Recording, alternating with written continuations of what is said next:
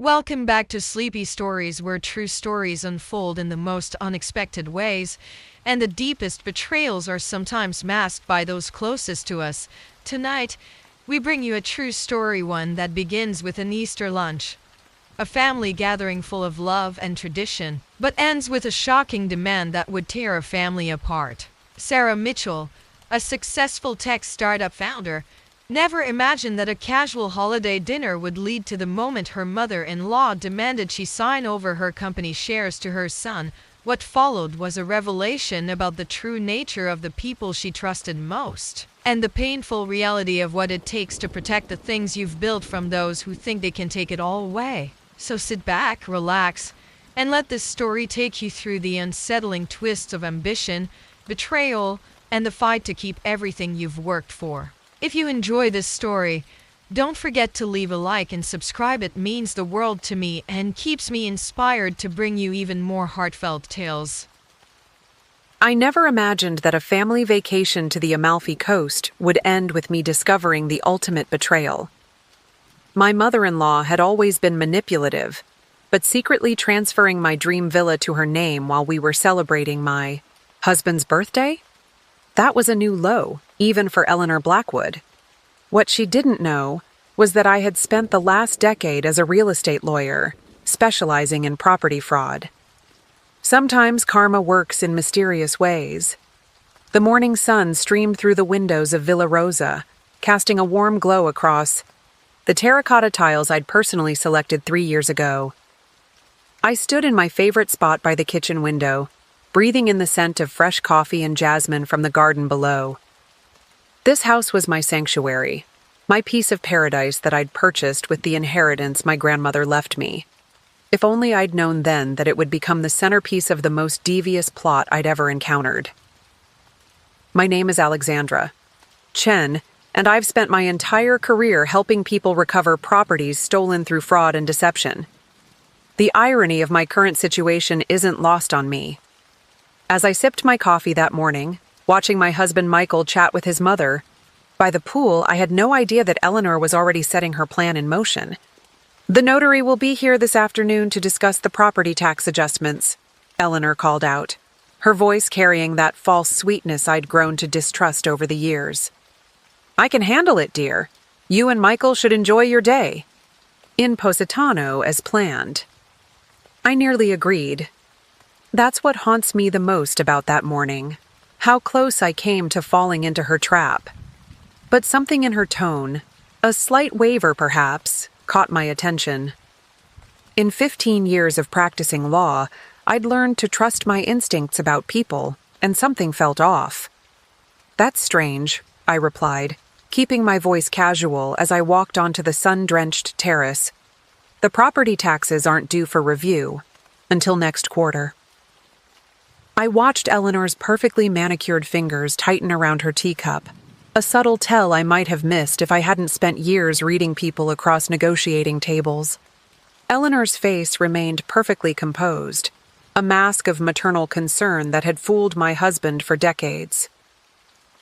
"Oh, didn't I mention? The local council is doing early assessments this year. Something about new tourism regulations." She waved, her hand dismissively, but I caught the quick glance she shared with her friend Patricia, who'd coincidentally decided to join us for this family vacation. Michael, ever the peacekeeper, smiled at both of us. "Mom's always thinking ahead, isn't she, Alex?" He squeezed my shoulder affectionately, completely missing the undercurrent of tension. "We should get going if we want to make our lunch reservation." I felt torn. The lawyer in me was screaming that something was wrong, but the wife in me didn't want to ruin our vacation with suspicion. Michael had been working so hard at the hospital, barely taking a day off in months. This trip was supposed to be our chance to reconnect, to remember why we fell in love in the first place. Eleanor must have sensed my hesitation. "Alexandra, darling," she said, her voice dripping with concern. "You work so hard, always thinking about legal matters, even on vacation. Let me take care of this small detail. Heaven knows I have plenty of experience managing properties." She smiled, reminding everyone present of her role as a successful real estate mogul back in Boston. That was her first mistake. In all my years of handling property fraud cases, I'd learned that the most dangerous predators are those who can't resist flaunting their expertise. They want you to know how clever they are, how many steps ahead they're thinking. It's often their undoing. I walked back into the villa, my mind racing. Through the open windows, I could hear Eleanor telling Michael how worried she was about my inability to relax and constant suspicion. Classic manipulation tactics. I'd seen them countless times in my practice, usually from family members trying to take advantage of their relatives. Standing in my office, I ran my fingers along the spines of the property documents I kept, meticulously organized. Everything about the villa was in perfect order. I'd made sure of that after seeing too many clients lose their homes to administrative oversights. The deed, the tax records, the utility bills, all properly filed and registered with multiple copies stored digitally. As I pulled out the property folder, a small business card fluttered to the floor. Picking it up, I smiled, remembering the local lawyer who had helped me with the purchase 3 years ago. Marco Rossi. He'd impressed me with his thoroughness and integrity. On an impulse, I snapped a photo of his card with my phone. Something told me I might need an ally sooner rather than later. "Alex?" Michael's voice echoed from the terrace. "Are you ready to go?" I took one last look at the property documents before locking them securely in my desk. "Coming!" I called back, grabbing my sun hat and bag. As I walked back outside, I caught Eleanor watching me with an expression I'd seen many times before, not on her face, but on the faces of countless fraudsters I'd confronted in court.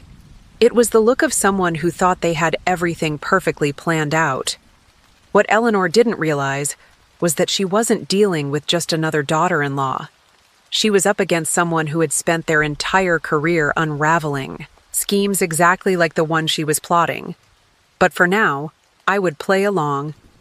After all, the best way to catch a predator is to let them think they're the one doing the hunting. As we drove away from Villa Rosa, I watched Eleanor and Patricia in the rearview mirror, already huddled together in conversation. I squeezed Michael's hand, feeling a pang of sadness for the storm I knew was coming. Our perfect family vacation was about to turn into something else entirely. A high-stakes game of cat and mouse, where the prize was not just a beautiful villa, but the truth about the woman who had manipulated our family for years. Little Lau. Did I know? This was just the beginning of a story that would test not only my professional skills, but every relationship I held dear. The drive to Positano should have been beautiful. The winding coastal road offered breathtaking views of the Mediterranean, with colorful villages clinging to the cliffs like vibrant jewelry on a queen's neck. But my mind was elsewhere, replaying every interaction with Eleanor over the past few days, searching for clues I might have missed. "You're awfully quiet," Michael observed, navigating another hairpin turn. "Still thinking about those property taxes?" I forced a smile, wondering how to explain my suspicions without sounding paranoid. After all, Eleanor had spent years cultivating her image as the perfect mother, generous, caring, always putting family first. How could I tell my husband that I suspected his mother was trying to steal my property? "Just wondering why the notary would come during our vacation," I said, cheerfully. "It seems odd timing." Michael chuckled. "That's Mom for you, always mixing business with pleasure. Remember when she tried to close a real estate deal during our wedding reception?" I remembered all too well. Eleanor had disappeared for an hour, claiming she needed to take an important call. We later discovered she'd sold a prime piece of Boston real estate to one of our wedding guests, property that had mysteriously belonged to her business partner just days before. As we parked in Positano, my phone buzzed. A text from Marco Rossi. "Signora Chen, received your message. Very concerning. No official notice of tax reassessment in this region. Can meet tomorrow morning?" My heart raced. I'd sent him a quick email during the drive, asking about any local property tax changes. His response confirmed my worst fears. Eleanor was lying about the reason for the notary's visit. "Darling, look!" Michael pointed to a charming restaurant, perched on the cliff edge. "Mom made us lunch reservations there. She says the owner is an old friend." Of course he was. Eleanor's old friends had a habit of appearing at convenient moments, usually armed with documents needing signatures or urgent business proposals. I'd seen similar tactics in my cases: create a relaxed atmosphere, add alcohol, then casually introduce paperwork. The restaurant owner, Giuseppe, greeted us with excessive enthusiasm. "Ah, you must be Eleanor's son. She told me all about you this morning." This morning? When had Eleanor spoken to him? She'd been at the villa with us since dawn. Another small detail that didn't quite fit.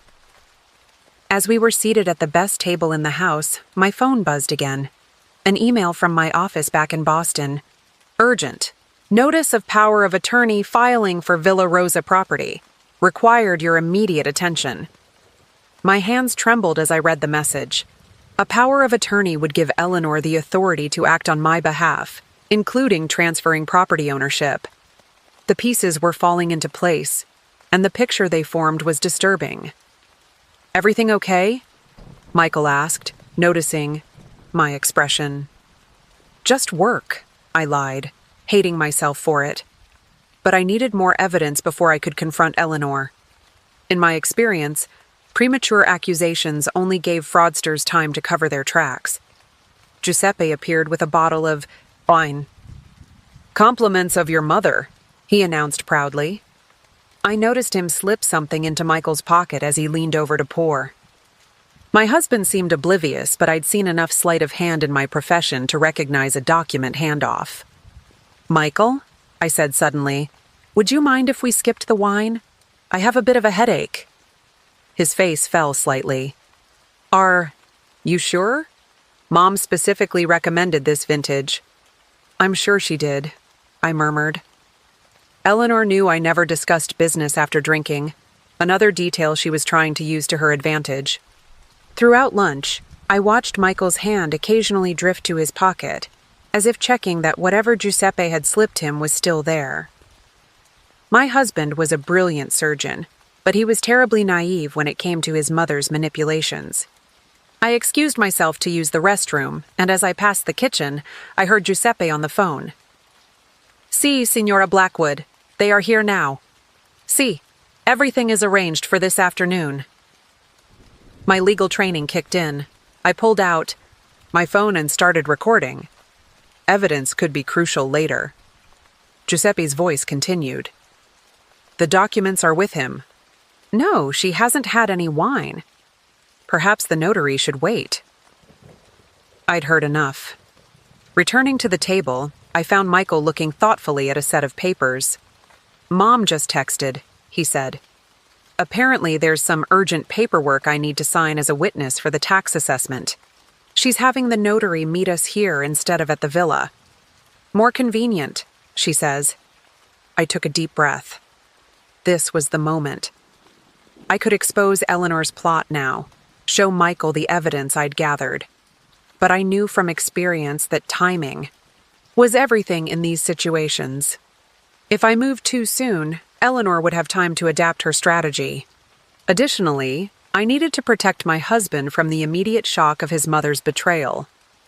"Actually," I said, reaching for my water glass, "I'm not feeling very well. Would you mind if we headed back to the villa? We can deal with the paperwork." There. Michael's concern was immediate and genuine. This was why I loved him. Despite his blind spot regarding his mother, his care for others was real. "Of course, I'll call Mom and let her know." As we drove back along the coastal road, I mentally reviewed my options. I had Marco Rossi's support, documentation of the suspicious power of attorney filing, and a recording of Giuseppe's conversation. But I knew Eleanor wouldn't go down without a fight. She hadn't built her real estate empire by giving up easily. What I needed now was to understand the full scope of her plan. In my experience, People like Eleanor always had multiple schemes running simultaneously. The tax assessment story was clearly a fake, but what was her real endgame? And more importantly, how could I expose it without destroying my husband's relationship with his mother? As Villa Rosa came into view, I noticed an unfamiliar car in the driveway. Through the front window, I could see Eleanor and Patricia speaking with a man in a suit, presumably the notary. They were gathered around my desk, where I kept all my property documents. Game on, Eleanor, I thought. Let's see who's better at this. A manipulative mother-in-law or a lawyer who spent her career fighting property fraud. As we pulled into the driveway, Eleanor burst out of the front door, her designer sundress fluttering in the coastal breeze. "Oh, you're back early. Is everything all right?" Her voice carried that practiced note of concern, but I caught the flash of annoyance in her eyes. "Alexandra isn't feeling well," Michael explained, helping me from the car despite my protests. I was playing up the illness slightly, but it gave me a perfect excuse to head straight to my office. "Oh dear," Eleanor cooed. "Perhaps you should lie down, Alexandra. We can handle all the tedious paperwork without troubling you." She gestured to the man in the suit, who was now hovering in the doorway. "Mr. Romano has been so patient, waiting, to handle these tax matters." I straightened up, summoning my courtroom demeanor. "Actually, I'm feeling much better, and as the property owner, I should really be present for any tax discussions." I watched Mr. Romano's expression carefully, as I emphasized property owner. His slight flinch told me everything I needed to know. Inside my office, I immediately noticed the subtle signs of disturbance. My files were arranged at a slightly different angle, the computer mouse was on the wrong side of the keyboard, and, most tellingly, the security camera I'd discreetly installed in the bookshelf was now facing a different direction. "Before we begin," I said, taking my seat behind the desk, "I'd like to see your notary credentials, Mr. Romano." Eleanor jumped in before he could respond. "Alexandra, really?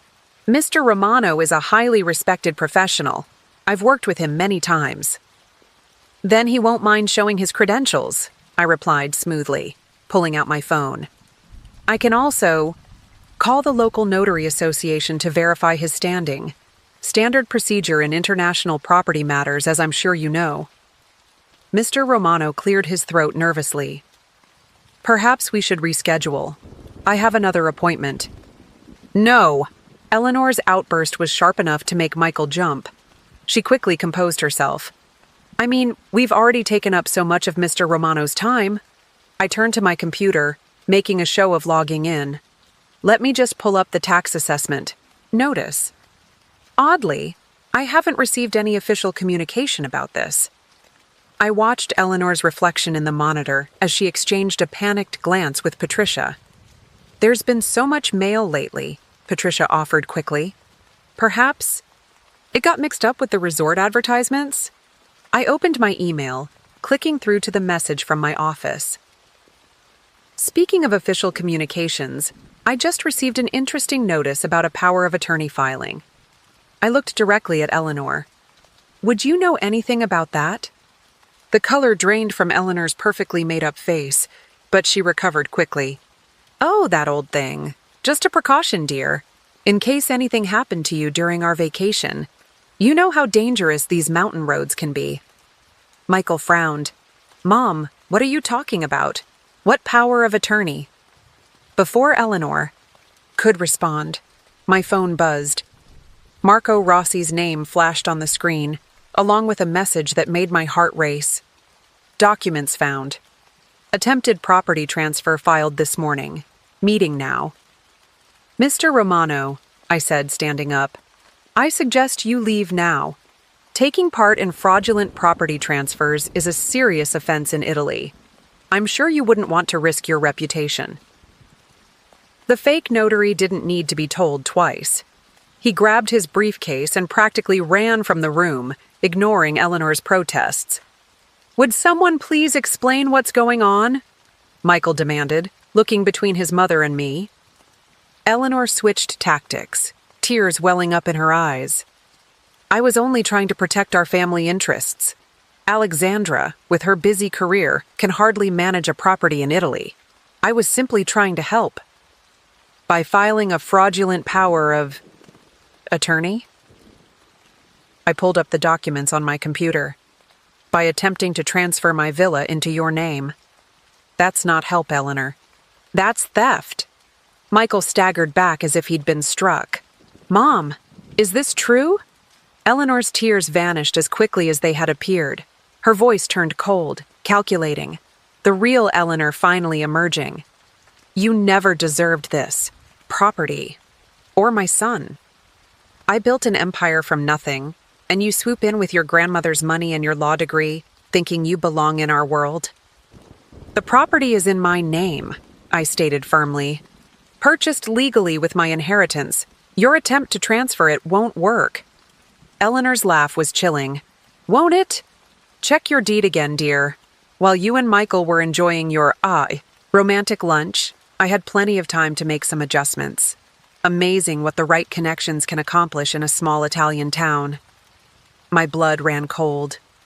I yanked open my desk drawer where I kept the original deed. The folder was there, but something felt wrong. The paper was slightly different, the watermark just a bit off. Looking for this? Patricia pulled a document from her designer handbag, the original deed. Eleanor was right. You really should. Be more careful with important papers. Michael finally found his voice. Stop this, Mom. Whatever you're doing, just stop. Eleanor turned to him, her expression softening. Darling, I'm protecting your interests. What if she divorces you? This property should stay in our family. Our family? I couldn't hold back my bitter laugh. You mean your control, just... Like every other property you've manipulated away from people who trusted you. Eleanor's eyes narrowed. Careful, Alexandra. You're not the only one who can do research. I know about the cases you've handled, the people you've investigated. It would be a shame if certain parties learned their confidential information had been compromised. And there it was, the real threat behind the property theft. Eleanor hadn't just been busy this morning. She'd been laying groundwork for a much bigger attack on my professional reputation. But as I looked at her smug expression, I felt a surge of calm. Because Eleanor had just made the classic mistake I'd seen countless times in my career. She'd revealed her hand too soon, thinking she had already won. What she didn't know was that I had my own connections in Italy, and Marco Rossi wasn't just any local lawyer. He was the man who had helped bring down one of the biggest property fraud rings on the Amalfi Coast 3 years ago. I reached for my phone, maintaining eye contact with Eleanor as I pressed the record button. Tell me more about these adjustments you made to my deed. I'm sure the Italian financial police would be very interested in hearing the details. Eleanor's composure cracked for just a moment as she registered the phone in my hand, but she quickly recovered, her socialite's mask sliding back into place. Really, Alexandra? Recording people without their consent? I expected better from someone of your professional standing. Italy is a one-party consent state for recordings, I replied, calmly, years of courtroom experience keeping my voice steady, as I'm sure your friend Mr. Romano could have told you, if he were a real notary. Michael moved to stand between us, his surgeon's hands trembling slightly. Both of you, stop this. There must be some reasonable explanation. Oh, there is, Patricia interjected, still clutching my original deed. Your wife has been squatting in a prime piece of real estate that should rightfully belong to the Blackwood family. Eleanor is simply correcting that oversight. I turned to my computer, fingers flying across the keyboard. Interesting perspective, Patricia. Almost as interesting as your recent disbarment in Massachusetts for participating in fraudulent property schemes. Did Eleanor promise you a percentage of Villa Rosa in exchange for your help? Patricia's smug expression faltered. Eleanor shot her a warning look, but it was too late. I'd seen the guilt flash across her face. You did your homework, Eleanor conceded, her voice taking on an almost admiring tone. But you're playing in a league you don't understand, dear. Do you really think I came to Italy without making certain arrangements? That property deed Patricia's holding isn't the only documentation we have. My phone buzzed again. Marco Rossi. Local registry office confirms attempted transfer this morning. Have contacted Guardia di Finanza. Don't let them leave property. I allowed myself a small smile. You mean the forged documents you filed with the local registry office this morning? The ones that are currently being investigated by the Guardia di Finanza, Italy's financial police? For the first time, real fear flickered in Eleanor's eyes. She grabbed her designer handbag, shooting a meaningful look at Patricia. Michael, darling, your wife is obviously disturbed, making wild accusations, threatening your mother. Perhaps that's something you should consider carefully. The only thing I'm considering, Michael said quietly, is how many other properties you've stolen this way, Mom. Eleanor recoiled as if she'd been slapped. I built everything I have, through hard work and intelligent investments. Like the Madison Avenue property? I interrupted. The one that mysteriously transferred from your business partner's name after he died? Or the Cape Cod estate that belonged to your sister until you became her power of attorney during her illness? You've been investigating me? Eleanor's voice rose sharply. Your own mother-in-law? No, Eleanor. I've been doing my job. Did you really think I wouldn't recognize the same patterns I've spent my career fighting against? The only difference is, most fraudsters don't target their own family. The distant sound of sirens drifted through the open windows. Patricia moved toward the door, but I held up my hand. I wouldn't leave just yet. The Guardia di Finanza will have questions about your role in this attempted fraud. Fraud? Eleanor laughed, but there was a hysterical edge to it. I was protecting our family legacy. Michael, surely you understand. Everything I've done has been for you. For our family. Name. Michael walked to my desk, picking up a framed photo of our wedding day. Eleanor stood beside us in the picture, beaming with practiced maternal pride. Our family name? He said softly. Or your reputation, Mom. How many other properties in your empire actually belong to other people? Don't be dramatic, Eleanor snapped. Business is business. Sometimes people make poor decisions, overextend themselves. I simply help them out of difficult situations. By stealing their property, I finished for her. That's not business, Eleanor. That's fraud. And unlike your other victims, I have the expertise to prove it. The sirens were getting closer. Eleanor's perfectly manicured hands clenched around her bag. Patricia, call Giuseppe. Tell him to bring the car around back. Giuseppe won't be coming, I interrupted. He's probably busy explaining to the authorities why he helped you forge property documents. Eleanor's composure finally shattered. You think you're so clever, don't you? The brilliant lawyer, always fighting for justice. But you have no idea what it takes to build something real, something lasting. I grew up with nothing, married into the Blackwood name, spent decades building my reputation. By destroying other people's lives? Michael's voice cracked. How many, Mom? How many people have you done this to?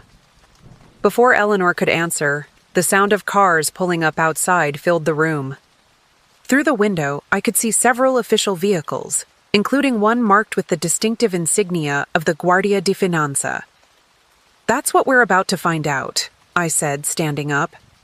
Eleanor Blackwood, you've spent years taking advantage of people's trust, using your social status and family connections to steal their properties. But you made one crucial mistake this time. And what's that? She sneered, though her face had gone pale. You tried to steal from someone who knows exactly how you operate. Someone who made sure to document every step of your attempted fraud. And someone who happens to have very good connections with the Italian authorities. Heavy footsteps sounded on the villa's stairs. Eleanor looked frantically between the door and the balcony, as if calculating her chances of escape. Patricia, had sunk into a chair, her earlier bravado completely evaporated. As the officers entered the room, led by Marco Rossi and two stern-faced financial police investigators, I felt no satisfaction, only a deep sadness for my husband, whose world was about to shatter even further. But as Michael squeezed my hand, I knew we would get through this together. Eleanor straightened her shoulders, trying to summon her socialite's dignity one last time. But as the officers began reading her rights in rapid Italian, the facade finally crumbled completely, revealing the desperate fraudster she'd been all along. The next few hours passed in a blur of statements and document reviews. At the Guardia, Di Finanza officers transformed my sunny villa office into an impromptu investigation headquarters, with papers spread across every surface and rapid-fire Italian conversations filling the air. Marco Rossi moved between groups, translating and explaining the complexities of international property law. I watched as the officers led Eleanor and Patricia away in separate cars, their designer resort wear looking oddly out of place against the official vehicles. Eleanor had maintained her silence, but her eyes promised retribution. Patricia, on the other hand, had crumbled completely, already offering to reveal everything in exchange for leniency. Michael stood at the window long after the cars disappeared down the winding coastal road, his shoulders rigid with tension. As a surgeon, he was used to handling crises, but this was different. No amount of medical training could prepare you for watching your mother being arrested for fraud. Signora Chen, one of the senior investigators, approached me, his English heavily accented. We found something interesting in your mother-in-law's tablet. Messages about other properties. Many. Properties, not just in Italy. He handed me the device, open to an email folder labeled Investment Opportunities. As I scrolled through the messages, my professional instincts kicked into high gear. There were dozens of conversations with various associates across Europe and the United States, all following the same pattern I'd seen in my own case. Look at this, I called to Michael, who joined me at the desk. Your mother has been running this scheme for years. She finds properties owned by vulnerable people. Those going through divorces, dealing with illnesses, or facing financial troubles. Then she swoops in, using a network of corrupt officials and lawyers to transfer the properties to her name.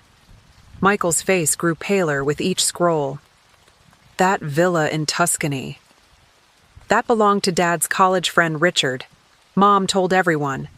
He'd sold it to her before his cancer diagnosis. He ran a hand through his hair, realization dawning. Richard's widow kept insisting there had been no sale, but everyone thought she was just confused from grief. Marco Rossi appeared at my elbow, peering at the tablet. This explains much about certain property transfers along the coast. We've suspected a organized fraud ring, but could never prove the connection. He pointed to a name in one email.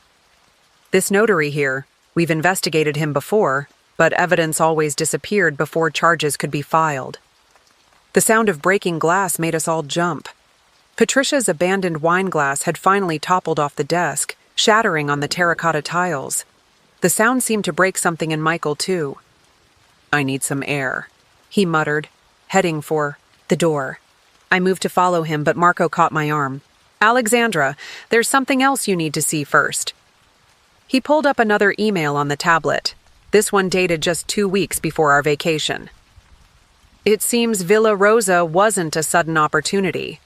Your mother-in-law has been planning this for months. The email chain revealed an elaborate scheme. Eleanor had specifically chosen Italy for our vacation, knowing the local property laws would make her fraud harder to trace. She'd spent weeks establishing connections with corrupt officials, setting up fake documentation, and even hiring people to pose as legitimate property authorities. She used our anniversary trip to steal my home, I whispered, the full scope of her manipulation becoming clear. She probably suggested Italy in the first place. Actually, Marco said grimly, according to these messages, She chose Villa Rosa as your honeymoon gift 3 years ago, specifically because she knew the property values in this area would skyrocket. She's been waiting for the right moment to take it ever since. The realization hit me like a physical blow. Our entire history with this house, the joy of our honeymoon, the holidays we'd spent here, the memories we'd made, had all been part of Eleanor's long game. She hadn't just tried to steal my property. She'd orchestrated our connection to it from the very beginning. I found Michael in the garden, sitting on the stone bench where just that morning he'd been chatting happily with his mother. The evening sun cast long shadows across the immaculate lawn Eleanor had insisted on having landscaped last summer. Another part of her master plan, I now realized. She chose this place, Michael said as I sat beside him. It wasn't a question.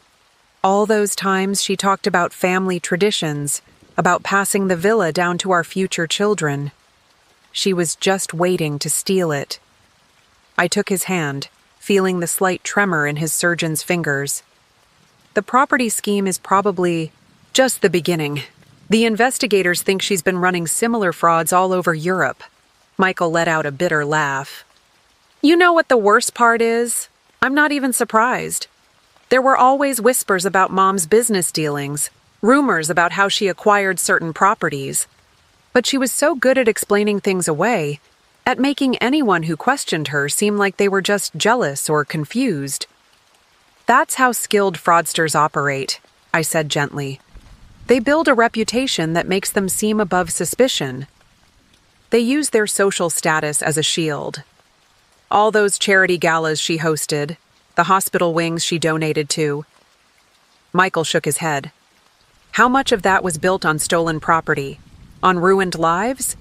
Before I could answer, Marco appeared in the garden doorway. Sorry to interrupt, but the investigators have more questions. They're particularly interested in a series of properties in the Hamptons. Something about a cancer patient's widow? Michael stood up, squaring his shoulders.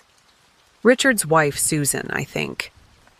I think it's time I gave her a call. He turned to me, his eyes full of determination. We need to make this right, Alex. All of it. Every property, every person my mother has hurt. They deserve to know. The truth. As we walked back into the villa, I caught a glimpse of our reflection in the window. Michael and I moving forward together despite the chaos Eleanor had unleashed. She had tried to destroy our home, our relationship, our trust in family. Instead, she had only succeeded in revealing her true nature and strengthening our resolve to fight against the very fraud she had perfected. The sun was setting over the Amalfi Coast, painting the sky in brilliant oranges and pinks.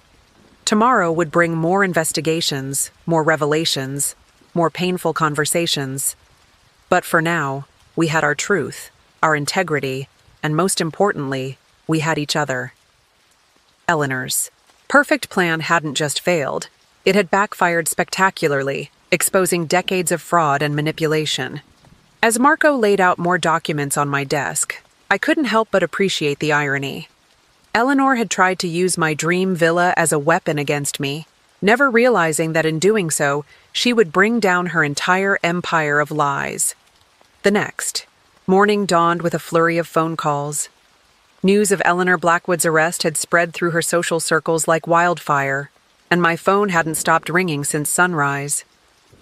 Most calls came from journalists seeking comments, but some were from familiar names in Eleanor's world, people who suddenly remembered concerning interactions with my mother-in-law. That's the 5th call from the Boston Gazette, Michael noted, bringing me a fresh cup of coffee in my villa office. The room still showed signs of yesterday's chaos, with official documents scattered across every surface. They're running a story about Mom's real estate empire built on sand. Their words, not mine. I took a sip of coffee, scanning through. The latest email from my law firm back in Boston. It's not just the press. The FBI has opened an investigation into her U.S. properties. Apparently, they've been watching her for months, but could never prove anything concrete. Until now, Marco added, entering with a thick folder. He'd been working through the night, coordinating with various European authorities. Your mother-in-law's tablet is proving to be a gold mine of evidence. She documented everything meticulously, probably thought it made her look like a legitimate businesswoman. The folder he placed on my desk contained printouts of Eleanor's private records. Each page revealed a new layer of deception. Shell companies, forged documents, manipulated property records. But what caught my eye was a familiar name on one of the documents. "Michael," I called softly. "Isn't this your father's signature?" He leaned over my shoulder, frowning at the document. That's impossible. Dad died 6 years ago, but this transfer is dated just last year." Marco peered at the signature.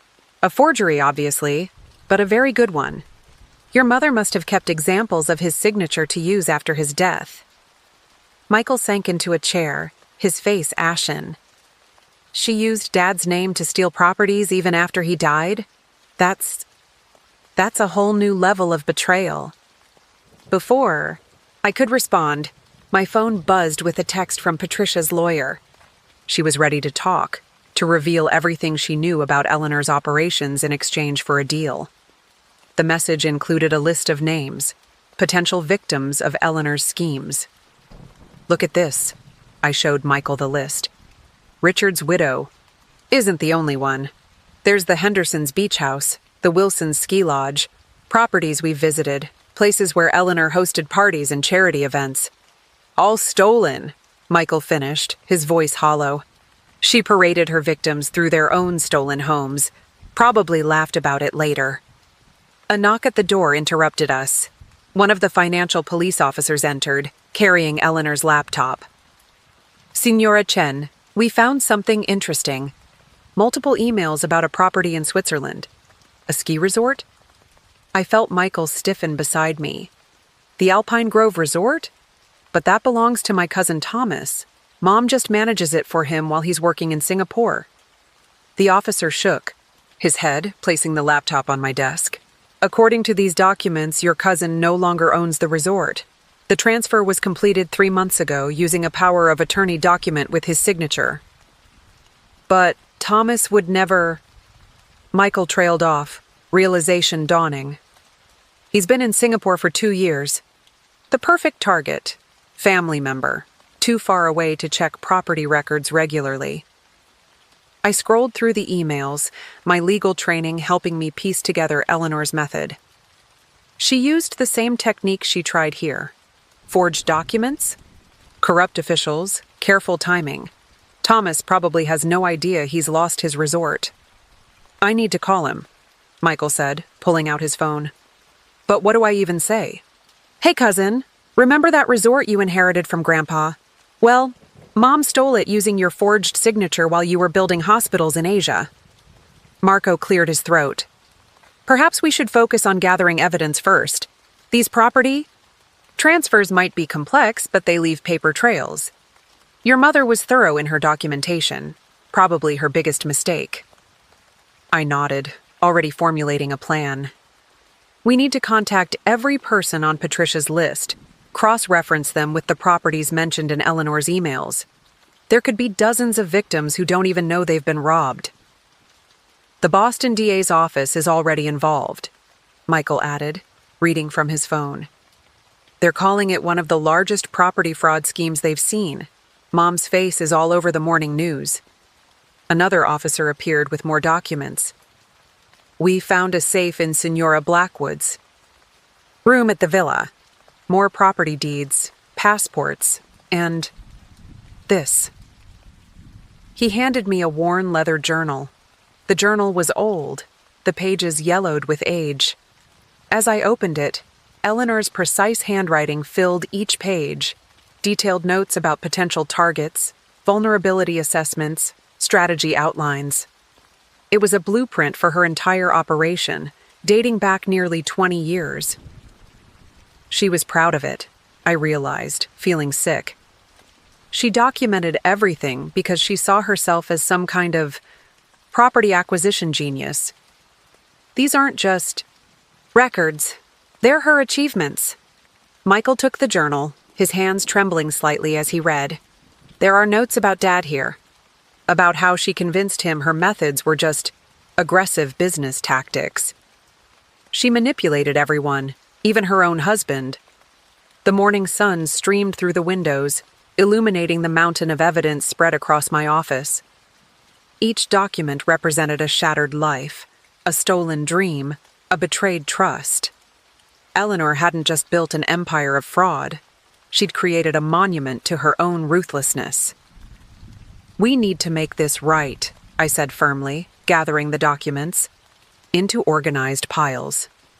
Every property, every victim, every forged signature, we'll uncover it all. Eleanor's empire isn't just going to fall. It's going to be dismantled piece by piece, and everything will be returned to its rightful owners. Michael squeezed my hand, his medical training evident in his steady grip. Where do we start? I held up Patricia's list of names. We start with the people we know. Richard's widow, Thomas, the Hendersons. Each story we uncover will lead to more. Eleanor's house of cards is about to come crashing down, and we need to be there to help the people buried in the rubble. As Marco began making calls to various European authorities, I couldn't help but marvel at the irony. Eleanor had targeted my villa thinking I was just another naive property owner, never realizing she was handing me the key to destroying her entire criminal enterprise. Sometimes, I reflected, justice arrives in unexpected ways. The afternoon brought a series of video calls that none of us were truly prepared for. Thomas, Michael's cousin, appeared on my laptop screen from his Singapore apartment, his usual cheerful demeanor replaced by shocked disbelief as we explained the situation. I trusted her, he kept repeating, running his hands through his disheveled hair. That resort was Dad's legacy. He spent his whole life building it up from nothing. When he died, Aunt Eleanor promised to look after it while I was in Asia. She said it was her way of honoring his memory. I watched Michael's face as his cousin spoke, seeing the same pain I'd witnessed when Eleanor was arrested. Every new revelation seemed to cut deeper, revealing another layer of his mother's betrayal.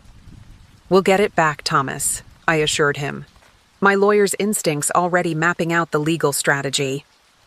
Eleanor's documented everything. Her own records will be her undoing. As if to prove my point, Marco appeared with another stack of papers from Eleanor's safe. Financial records, he explained, spreading them across the desk. Your mother-in-law kept detailed accounts of every property she acquired, including profits from Thomas's resort. The numbers were staggering. Eleanor hadn't just stolen the properties. She'd been generating significant income from them, all while maintaining the facade of managing them for their rightful owners. In Thomas's case alone, the resort had produced millions in revenue over the past 3 months, money that had disappeared into Eleanor's web of offshore accounts. Our next call was with Susan, Richard's widow. The moment her face appeared on screen, I understood why Eleanor had targeted her. Still grieving her husband's death, clearly overwhelmed by the complexities of property management, she was exactly the kind of vulnerable victim Eleanor preferred. I knew something wasn't right, Susan said, her voice growing stronger as she spoke. The documents Eleanor showed me after Richard died, they didn't make sense. But everyone kept telling me I was just confused, that grief was affecting my judgment. Even my own children eventually believed her over me. Michael leaned into the camera view. I'm so sorry, Susan. We all believed her. She was so convincing, so practiced at making anyone who questioned her seem unreasonable. A sharp knock interrupted our call. One of the financial police officers entered, holding Eleanor's phone. Scusi, but you need to see this. She's been sending messages from custody. The messages were directed to various associates, written in a code that would have seemed like innocent social chatter to anyone else. But thanks to Eleanor's detailed records, we could decipher their true meaning. Instructions to hide assets, destroy documents, and silence potential witnesses. She's still trying to maintain control, I marveled, reading through the messages. Even from a jail cell, she's working to protect her empire. Marco was already on his own phone, alerting the authorities. We'll need to move quickly. Some of these associates might still be loyal to her. As if to underscore his point, my phone buzzed with a news alert. Patricia had been found unconscious in her holding cell, an apparent suicide attempt. But given Eleanor's messages, I wondered if it was really an attempt at all, or a warning to others who might consider talking. "This is bigger than we thought," Michael said quietly, staring at the messages on Eleanor's phone. "Mom's not just a fraudster. She's running some kind of organized crime network." The evidence supported his conclusion. Eleanor's records revealed a complex organization, corrupt officials in multiple countries, a network of fake notaries and lawyers, even blackmail material on people she considered potential threats. She hadn't just stolen properties. She'd built an international criminal enterprise under the guise of legitimate business. Another video call connected, this time from the Hendersons. Their story was painfully familiar. A family vacation home. Lost during a financial crisis. Eleanor swooping in with offers of help. Documents signed under duress. But they had something the other victims didn't. Security camera footage from the day Eleanor executed her takeover. "We installed cameras after a break-in," Mrs. Henderson explained, her voice shaking. "Never imagined they'd catch something like this." The footage showed Eleanor in the Henderson study, carefully replacing their property deed with a forged version while they were distracted by a staged plumbing emergency in another part of the house. She moved with practiced efficiency, suggesting this wasn't the first time she'd pulled such a switch. "Look at the date stamp," Marco pointed out. "This was just 2 weeks before she tried the same thing here at Villa Rosa. She must have been feeling confident after succeeding with the Hendersons." Mrs. Henderson leaned closer to her camera. "There's something else you should know. Eleanor didn't act alone. She had help from someone in our local government office. Someone who made sure the property transfer wouldn't raise any red flags." As she spoke, I remembered something from Eleanor's journal. A list of names under the heading, "Reliable Friends." Cross-referencing it with her tablet's contacts revealed a disturbing pattern. Government officials, bank managers, even judges, all potentially complicit in her schemes. "We need to compile everything," I decided, already creating a digital folder. Every victim's statement, every piece of evidence, every connection in her network. Eleanor's not just going down for attempting to steal my villa. She's going to answer for every property she's ever stolen. Michael nodded, his doctor's compassion evident as he spoke to the Hendersons. "We'll make this right. All of it. Mom's victims deserve justice and they deserve their homes back." As we ended the call, I caught sight of our reflection in the Villa's windows. Michael and I surrounded by evidence of his mother's crimes, working to unravel decades of fraud. Eleanor had tried to steal my home, but in doing so, she'd given us the tools to dismantle her entire criminal empire. The sun was setting over the Amalfi Coast, casting long shadows across the piles of documents that would seal Eleanor's fate. Tomorrow would bring more victims, more stories, more evidence of her crimes. But for now, we had made a start. The victims were finding their voices, and Eleanor's carefully constructed world of lies was crumbling one testimony at a time. Dinner time had come and gone, but none of us had thought about food. The villa's kitchen, usually filled with the aroma of Italian cooking, remained cold and unused. Instead, we huddled around my office desk, where Detective Isabella Romano of the Guardia di Finanza had just delivered news that changed everything. "We found a hidden safe deposit box in Naples," she announced, placing a USB drive on my desk. "The contents are disturbing. Your mother-in-law wasn't just stealing properties, she was using them to launder money for some very dangerous people." Michael, who had been holding up remarkably well considering the circumstances, went pale. "What kind of dangerous people?" Detective Romano glanced at Marco, who nodded grimly. International criminal organizations. They would provide the capital for her property schemes, and she would use her social status and business connections to clean their money through real estate transactions. The USB drive contained spreadsheets detailing millions in transactions, all carefully disguised as legitimate property deals. Eleanor had been meticulous in her record-keeping, perhaps never imagining that her own documentation would expose her crimes. "There's more," Detective Romano continued.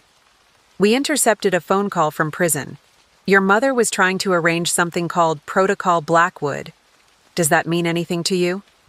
Michael shook his head, but I noticed Marco suddenly tense up. "What is it?" I asked him. "In my years investigating property fraud, I've heard whispers about a protocol, a fail-safe mechanism some criminals use. If they're caught, they trigger a series of prearranged actions: evidence destruction, witness intimidation, asset liquidation." As if on cue, my phone lit up with a news alert. The headline made my blood run cold. "Massive fire at Boston. Real estate office. Blackwood Properties headquarters destroyed." "It's starting," Marco said quietly. "She's burning it all down rather than let us expose the truth." Michael grabbed his own phone, frantically dialing. "I need to warn Thomas. If Mom's triggering some kind of failsafe, his resort could be next." But before he could connect, all the lights in the villa went out. We sat in sudden darkness, the only illumination coming from our phone screens. Outside, the usual ambient sounds of the coastal evening were replaced by an eerie silence. This is no coincidence," Detective Romano said, already moving toward the door. "Everyone stay here. I'll check the power box." But I was already putting the pieces together. The power outage, the timing, Eleanor's mysterious protocol. It all fit a pattern I'd seen in my legal cases. "Wait!" I called out. "Check the safe in Eleanor's room first. This could be a diversion." Two officers rushed upstairs while Marco used his phone's flashlight to illuminate the room. In the harsh beam, I noticed something odd about the pile of documents we'd been reviewing. They seemed disturbed, as if someone had quickly rifled through them in the darkness. "The windows," Michael suddenly said. "Look at the garden." Through the villa's large windows, we could see shadows moving across the moonlit lawn, multiple figures moving with purpose toward the back of the property. "They're not here for the power box," Detective Romano realized, drawing her weapon. "They're here for the evidence." Just then, the officers returned from upstairs, their faces grim. "The safe is empty. Someone's been in there very recently, and we found this." They held up a small electronic device. "Timer-controlled electronic lock override. Professional job." The implications hit me like a physical blow. Eleanor's Protocol Blackwood wasn't just about destroying evidence. It was about retrieving it first. She had people waiting, watching, ready to move the moment she gave the signal. And we'd been so focused on the documents we'd found that we'd missed the possibility of an active threat. "We need to move everything now," I said, already gathering the most crucial evidence. "Eleanor's people aren't just here to destroy records. They're here to take back anything that could implicate her larger network." Michael helped me quickly, sort through the papers, stuffing the most important ones into my laptop bag. "The garden gate," he whispered. "There's movement by the garden gate." Detective Romano was already coordinating with her team through her radio, calling for backup. But we could hear engines starting outside, more vehicles arriving, surrounding the villa. Marco's phone buzzed. A message from his contact at the Naples Police Department. "Eleanor's been released," he announced, his voice tight with tension. "Some judge signed the order an hour ago. Apparently, there were irregularities with her arrest." "Of course there were," I said bitterly. "She's activated her network. Every corrupt official, every compromised judge, they're all moving. To protect themselves now." The sound of breaking glass from upstairs made us all jump. They were in the house. "The panic room," Michael said suddenly. Mom insisted on having one installed last year. Said it was for security during our vacations. Now we knew why. Eleanor had planned for every contingency, including the need for a secure place to protect or destroy evidence. "Where is it?" Detective Romano demanded. "Behind the wine cellar, but we need the access code." I pulled out Eleanor's phone, which the police had given me to review earlier. "Check her notes app. Someone this methodical would keep the code somewhere accessible but not obvious."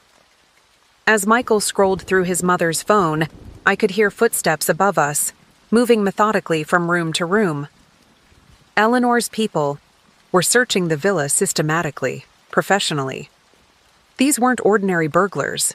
They were experienced cleaners, here to erase every trace of evidence we'd gathered.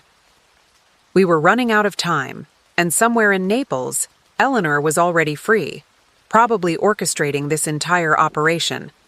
The question was, could we protect the evidence long enough to expose her entire network, or would Protocol Blackwood succeed in burying the truth forever? "Found it," Michael whispered, his finger hovering over Eleanor's phone. She disguised the panic room code as a wine vintage in her collection notes, 2091, just like Mom to hide something crucial in plain sight. The footsteps above us grew louder, accompanied by the sound of drawers being opened and papers being shuffled. Detective Romano gestured for us to move quickly but quietly toward the wine cellar stairs. I clutched my laptop bag containing the most damning evidence. Against Eleanor, while Marco carried the USB drive and Eleanor's journal. Each step down into the cellar felt like an eternity, the old wooden stairs threatening to creak under our feet. Just as we reached the wine cellar, a voice called out from above, speaking Italian, but with an American accent. "Better hurry. Up there. Mrs. Blackwood wants everything cleared before the local police arrive with their backup." My legal mind was already racing, documenting details. The accent, the familiar way they referred to Eleanor. These weren't just hired thugs. They were part of her regular operation, probably the same team she used to clear properties after her fraudulent takeovers. Michael led us to what appeared to be a solid stone wall behind a wine rack.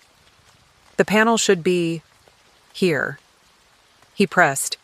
A seemingly ordinary piece of stone, revealing a hidden numeric keypad. As he entered the code, we heard breaking glass upstairs, followed by rapid footsteps. Someone had entered through another window. We were running out of time. The wall silently slid open, revealing a small but well-equipped room. Of course, Eleanor would have installed a state-of-the-art panic room. She needed a secure place to handle sensitive documents during her property schemes. "Everyone in," Detective Romano ordered, her weapon trained on the cellar stairs. "Quickly!" But as we rushed inside, Marco suddenly stopped. "Wait, this is too easy." "What do you mean?"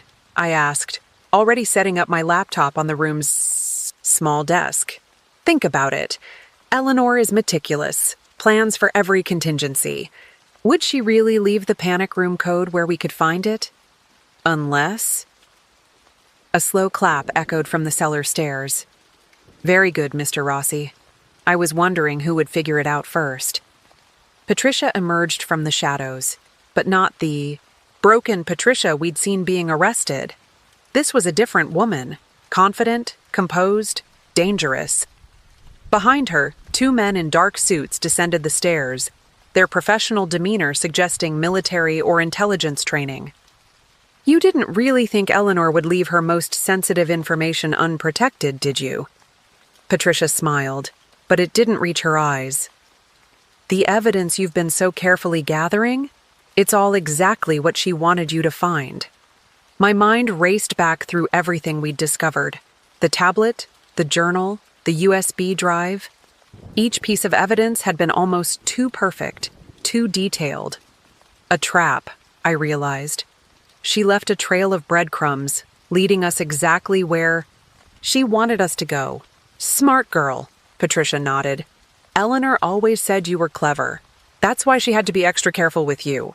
The whole property transfer attempt was just theater. a way to get you to expose yourself. Michael stepped forward, his doctor's composure cracking. Expose herself? What are you talking about? Patricia's smile widened. Your wife has been investigating Eleanor's business dealings for months, hasn't she, Alexandra? Long before this vacation. Working with Marco here, building a case. Did you really think Eleanor wouldn't notice? I felt Michael's eyes on me, questioning. I'd never told him about my unofficial investigation into his mother's empire. It had started with a simple property fraud case in Boston, but the trail had led straight to Eleanor Blackwood and her web of international real estate schemes.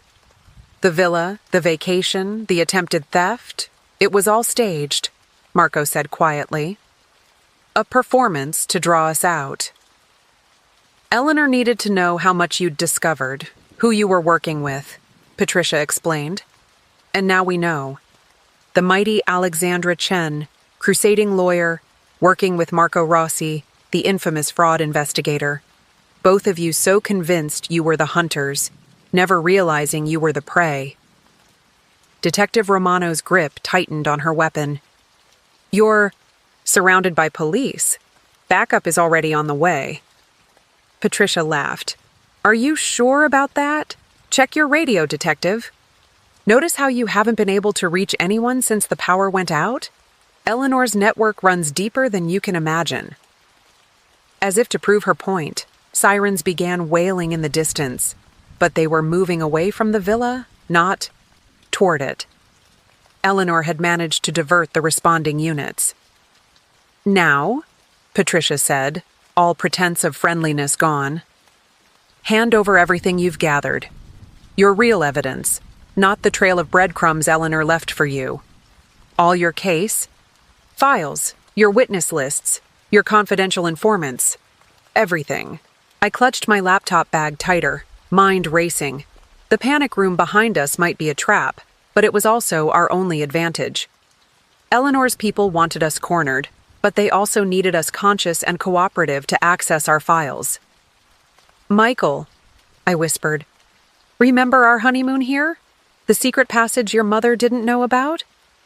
His eyes widened slightly. The old wine cellar tunnel. We'd discovered it by accident 3 years ago, hidden behind one of the oldest wine racks.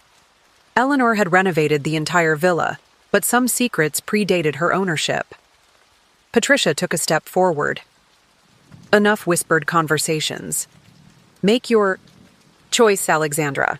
Hand over your files, or things become unpleasant. I met her gaze steadily, buying time as Michael slowly shifted toward the ancient wine rack. You know what's funny, Patricia? Eleanor made the same mistake you all make. She thought she was the only one who could plan ahead. Before Patricia could respond, I threw my laptop bag at the armed men. In the split second of confusion, Michael yanked the hidden lever disguised as an old wine bottle, and the floor beneath us suddenly tilted. The ancient tunnel mechanism worked better than we could have hoped. The tilting floor sent Patricia and her men stumbling backward while we dropped into the hidden passage below. The sound of their surprised shouts was cut off as the trap door slammed shut above us. Everyone okay? I called out in the darkness. Marco's phone flashlight clicked on, illuminating Detective Romano helping Michael to his feet. We'd all taken a rough tumble, but we were alive, and more importantly, free. The tunnel leads to the beach, Michael explained, his voice echoing off the stone walls. It was probably used by smugglers centuries ago. I found old manifests hidden in the walls during our honeymoon. Detective Romano checked her weapon. Your mother never discovered this? Eleanor was too focused on modern security systems, I said as we began moving through the tunnel. She never bothered to research the villa's original structure. Another crack in her perfect control. Marco's phone buzzed. Somehow we still had signal this far underground.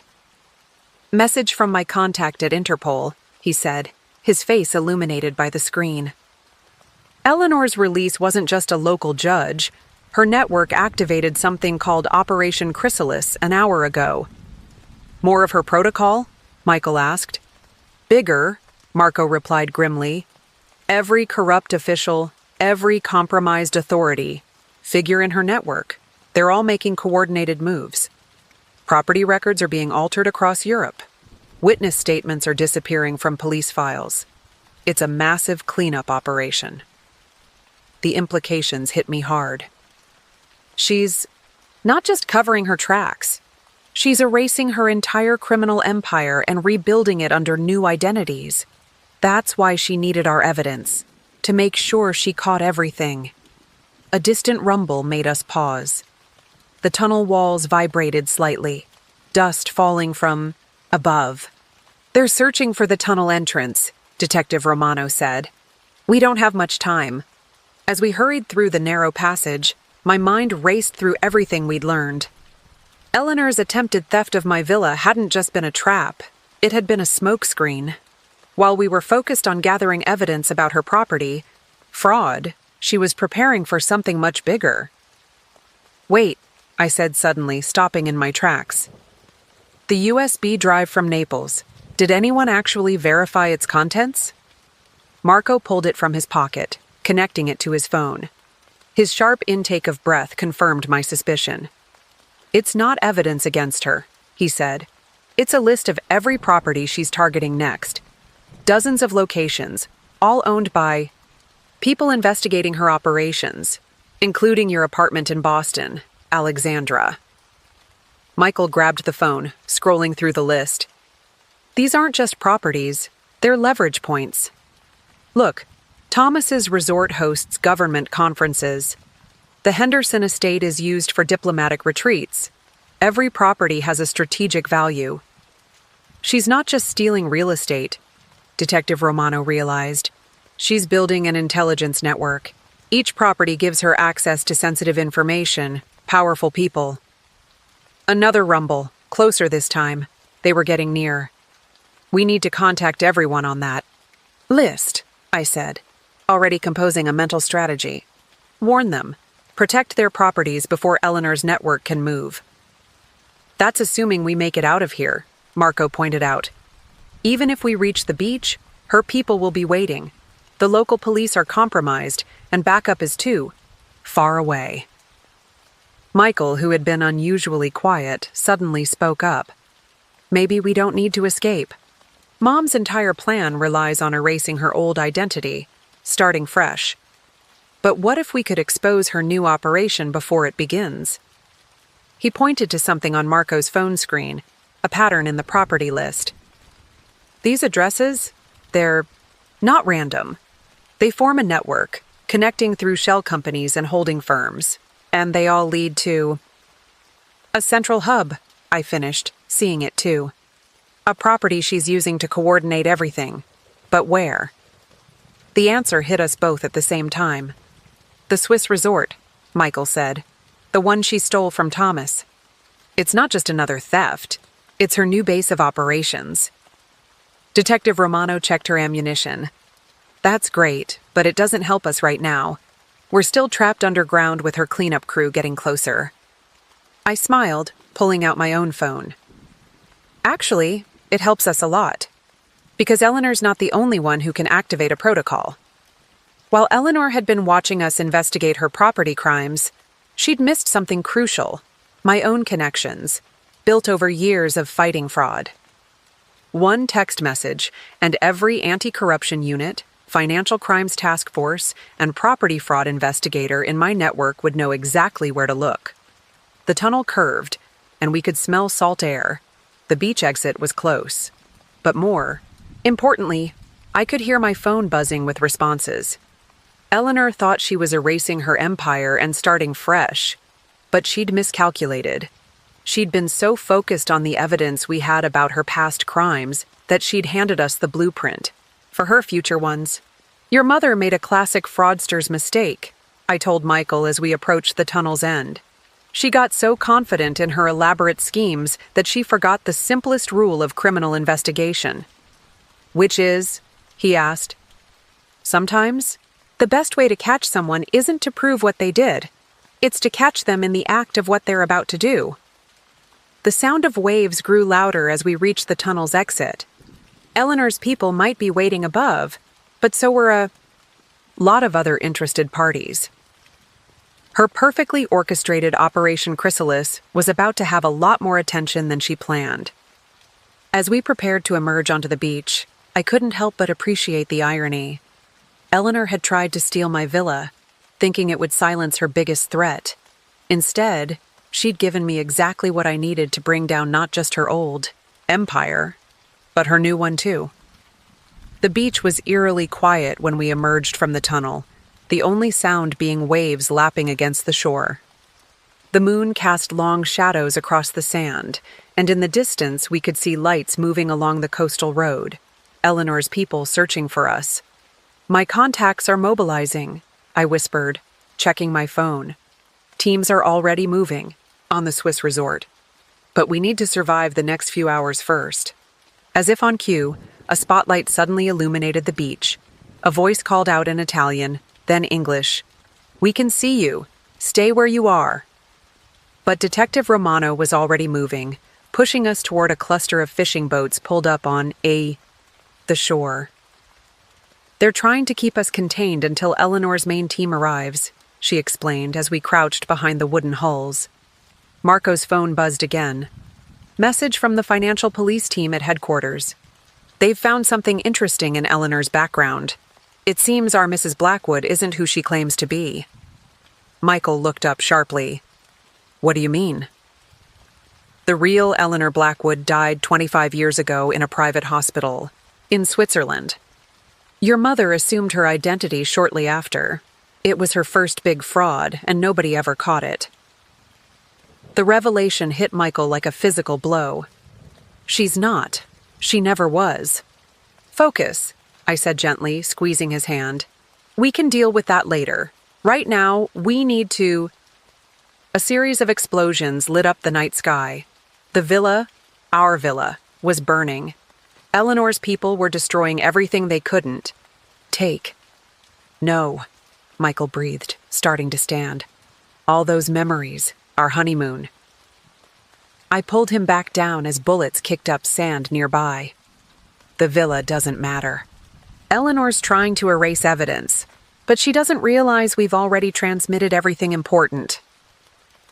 Detective Romano pointed toward a small marina further down the beach.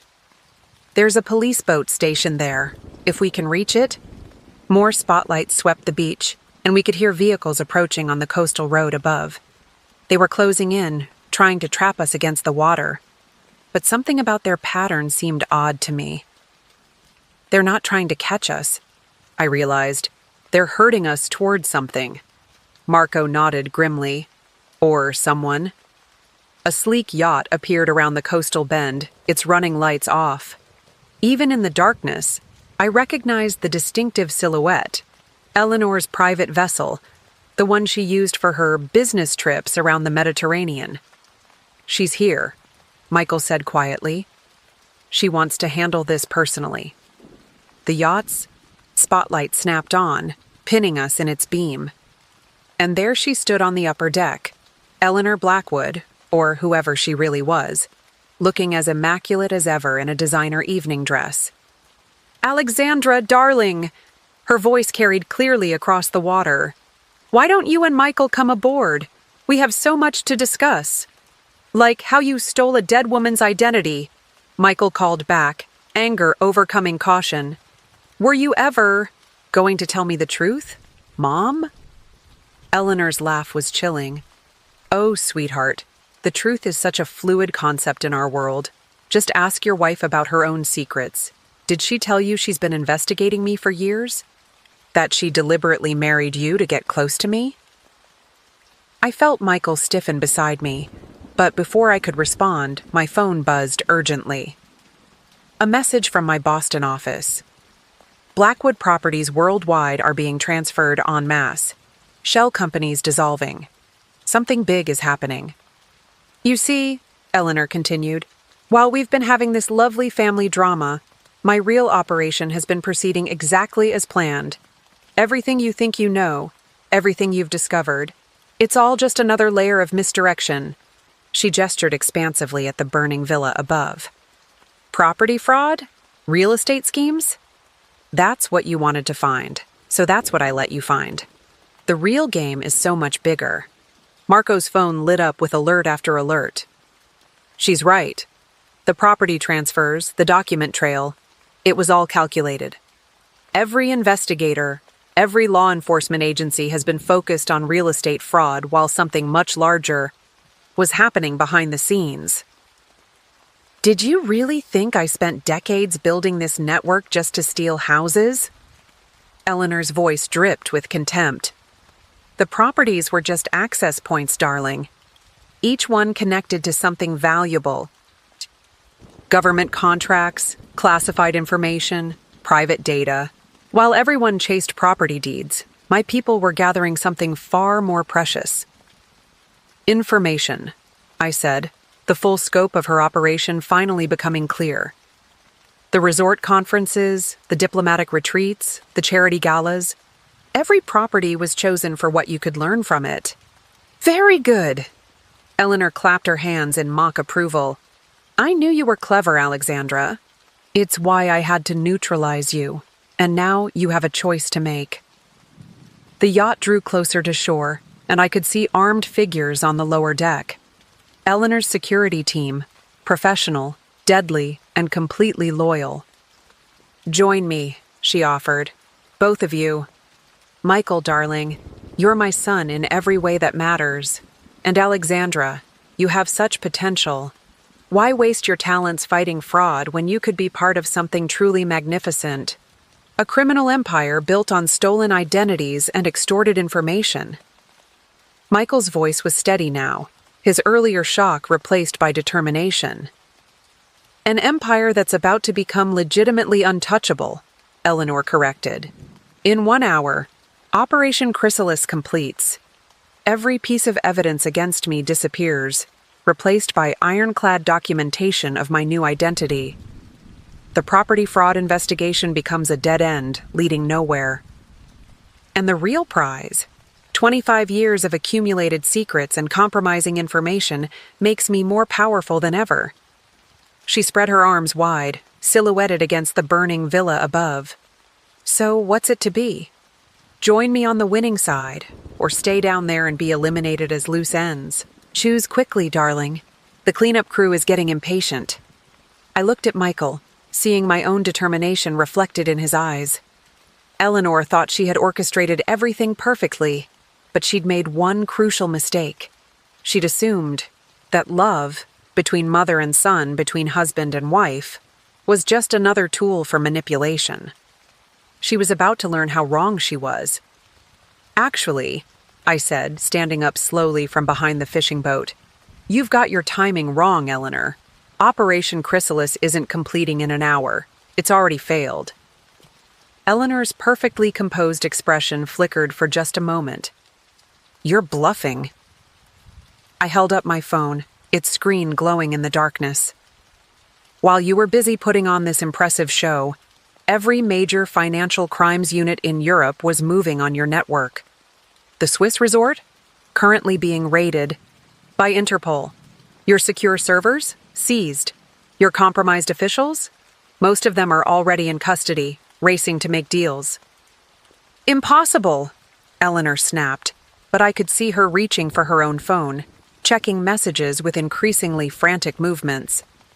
You built an impressive system, I continued, moving forward onto the wet sand. But you made one fundamental mistake. You assumed that because I specialized in property fraud, that's all I was capable of investigating. Michael joined me, his voice carrying clearly across the water. She's not just a lawyer, Mom. She's been working with international financial crimes task forces for years. The property fraud cases were her cover. Eleanor's mask of control cracked completely as her phone lit up with alert after alert. I could almost see her reading the same messages we'd been receiving.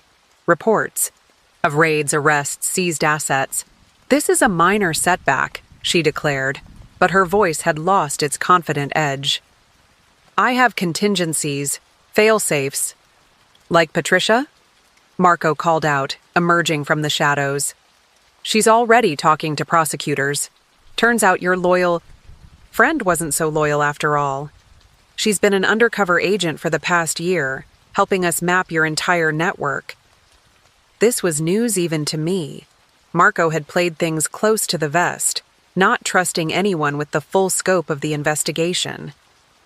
Eleanor's face contorted with rage as she realized how thoroughly she'd been outplayed. "The yacht!" she barked at her security team. "We're leaving. Now!" "I wouldn't," Detective Romano's voice rang out from somewhere to our left. "That vessel is now classified as evidence in an international investigation. Attempting to flee would only add charges." Searchlights suddenly illuminated the water from both directions. Police boats that had been waiting in darkness, timing their approach with our confrontation. Eleanor's yacht was surrounded.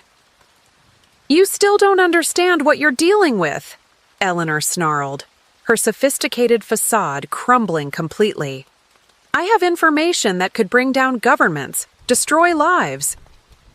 "Had information," I corrected. Past tense.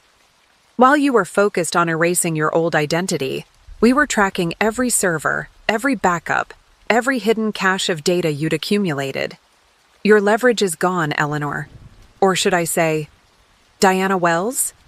She recoiled at the sound of her real name, the identity she'd abandoned 25 years ago before stealing Eleanor Blackwood's life. "How did you find out?" Michael finished for her. "There was one person who knew the truth, the real Eleanor Blackwood's nurse at that Swiss hospital. The one person whose silence you couldn't buy because she was in a coma. She woke up 3 months ago." Eleanor, Diana, gripped the yacht's railing, her knuckles white. "Everything I did for power, for control. You could never understand." "I understand perfectly," I said. "You grew up powerless, watching the wealthy elite control everything. So you decided to become one of them, stealing an identity, building a network of corruption and blackmail. Every property you stole wasn't just about money, it was about gaining leverage over powerful people." The police boats were closing in now, their lights revealing more details of Eleanor's face. Without her usual perfect makeup and controlled expression, she looked older, harder, more like the ruthless criminal she truly was. "Michael," she tried one last time, "you're my son. I raised you, loved you. You used me." Michael cut her off. "Every moment of love was calculated, every show of affection part of your cover. A real mother doesn't try to destroy her son's marriage, doesn't try to steal his wife's property, doesn't build an empire on lies and blackmail." Armed officers were boarding the yacht now, moving with professional efficiency to secure Eleanor's security team. She made no move to resist, her attention fixed on us standing on the beach. "You know what your real mistake was?" I called up to her. "Not the fraud, not the stolen identity, not even the blackmail. It was thinking that love and loyalty were weaknesses to be exploited. You never understood that real relationships, the kind built on trust and truth, are stronger than any network of lies." As the officers approached her, Eleanor straightened, her designer dress trying to reclaim some dignity. "You think this is over? There will always be powerful people who need their secrets kept. Someone else will take my place." "Maybe," Detective Romano acknowledged, climbing onto the yacht. "But they won't be you.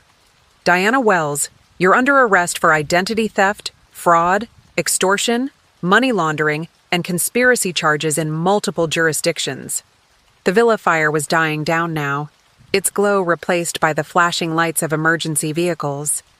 As Eleanor was led away in handcuffs, Michael took my hand, squeezing it gently. "I'm sorry," he said quietly.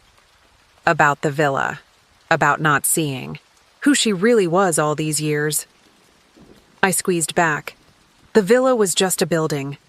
What matters is that we stopped her from hurting more people, and we did it together.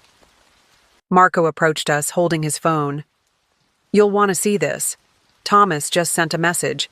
They found something interesting in the Swiss resort's hidden safe room. documentation of Eleanor's, Diana's, entire journey. Every identity she stole, every life she destroyed while building her empire. It's all there. I looked up at the smoldering villa, then out at the yacht where Eleanor's criminal empire had finally crumbled.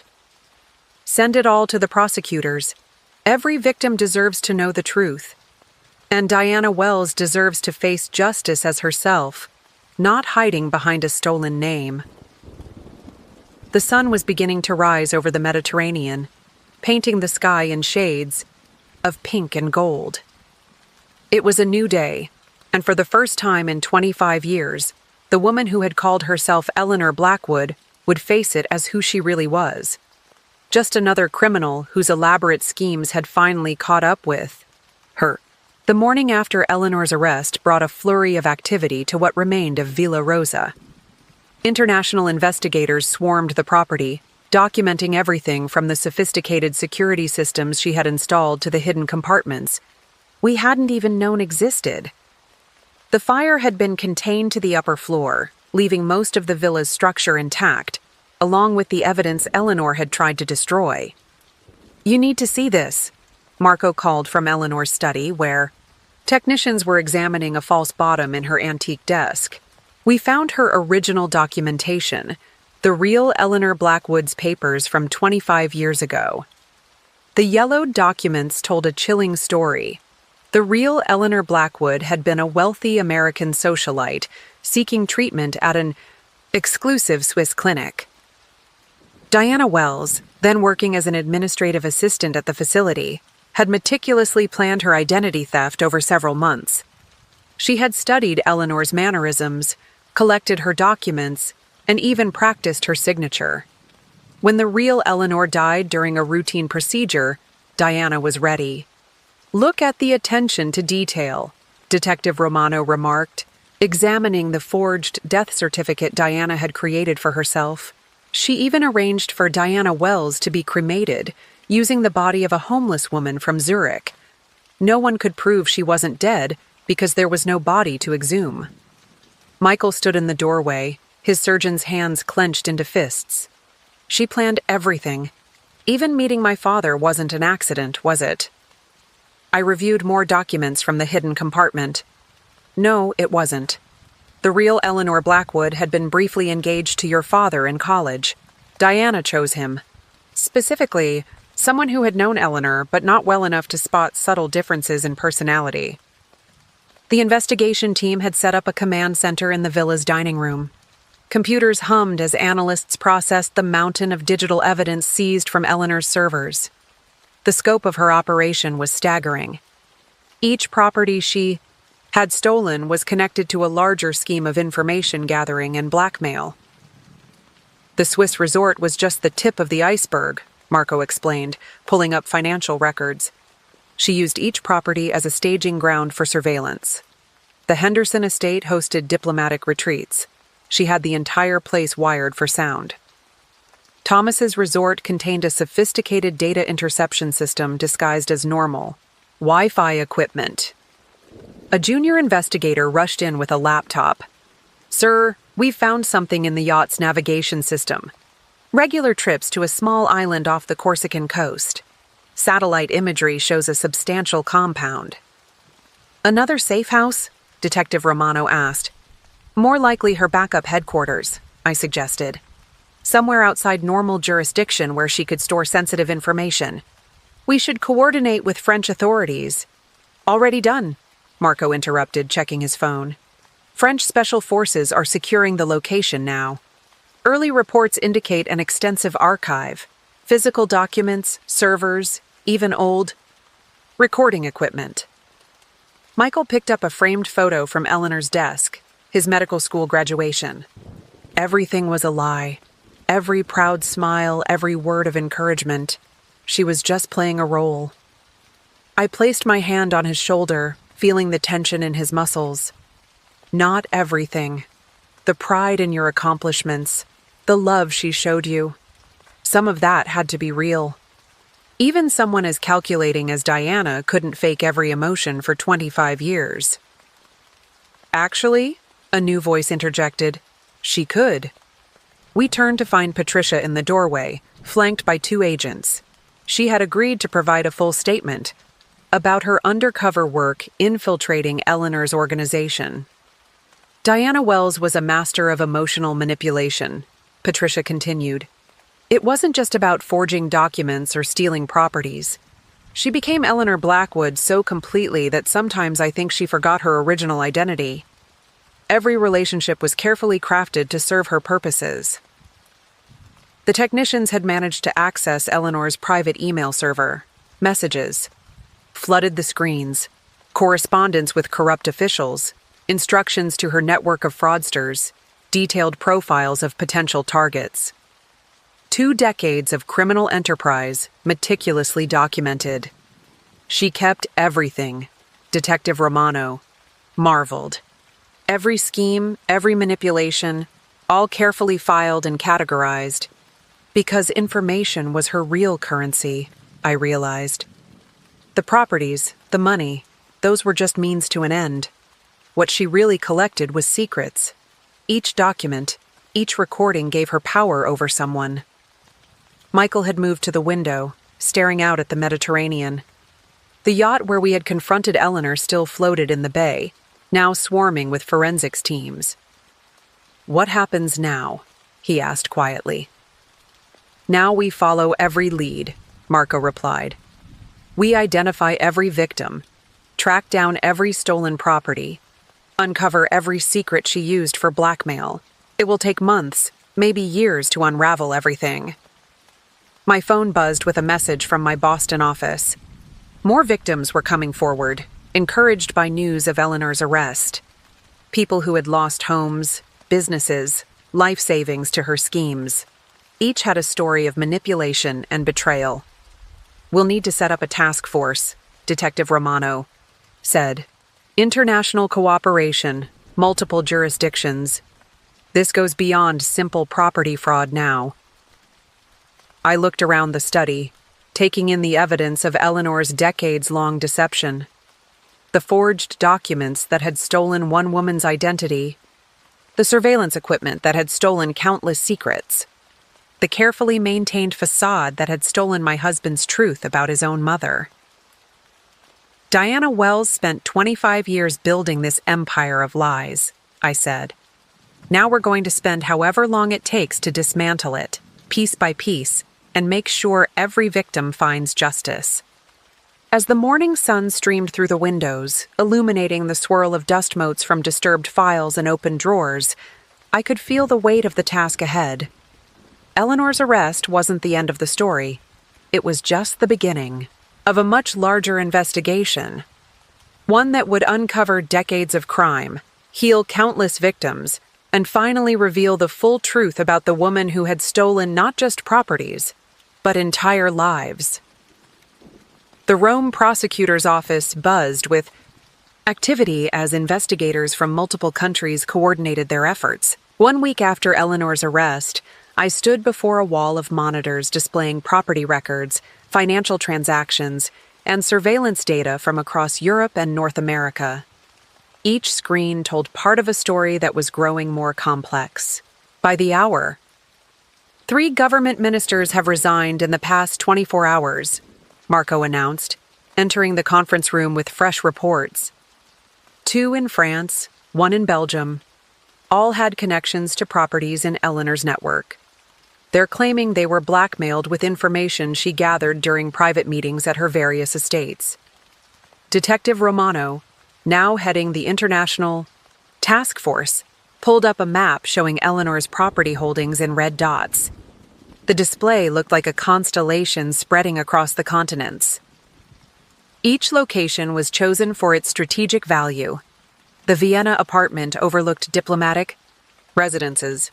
The Paris townhouse was next door to a private club frequented by banking executives. The London property had direct sight lines into a government minister's office. "She didn't just steal properties," I said, studying the pattern. "She created a surveillance network disguised as a real estate empire. Every location gave her access to sensitive information she could leverage." Michael entered with Thomas, who had flown in from Singapore to assist with the investigation. His resort's records had proven crucial in understanding Eleanor's operation. The Swiss authorities just finished their preliminary analysis of the resort security system, Thomas reported. It wasn't just basic surveillance. She had cutting-edge equipment hidden throughout the building, some of it military-grade. The question is, where did she get that kind of technology? Detective Romano mused. Even with her resources, this level of sophistication suggests state-level involvement. As if in answer, my phone buzzed with a message from the Boston DA's office. They found something in Eleanor's private records, I announced, reading the update.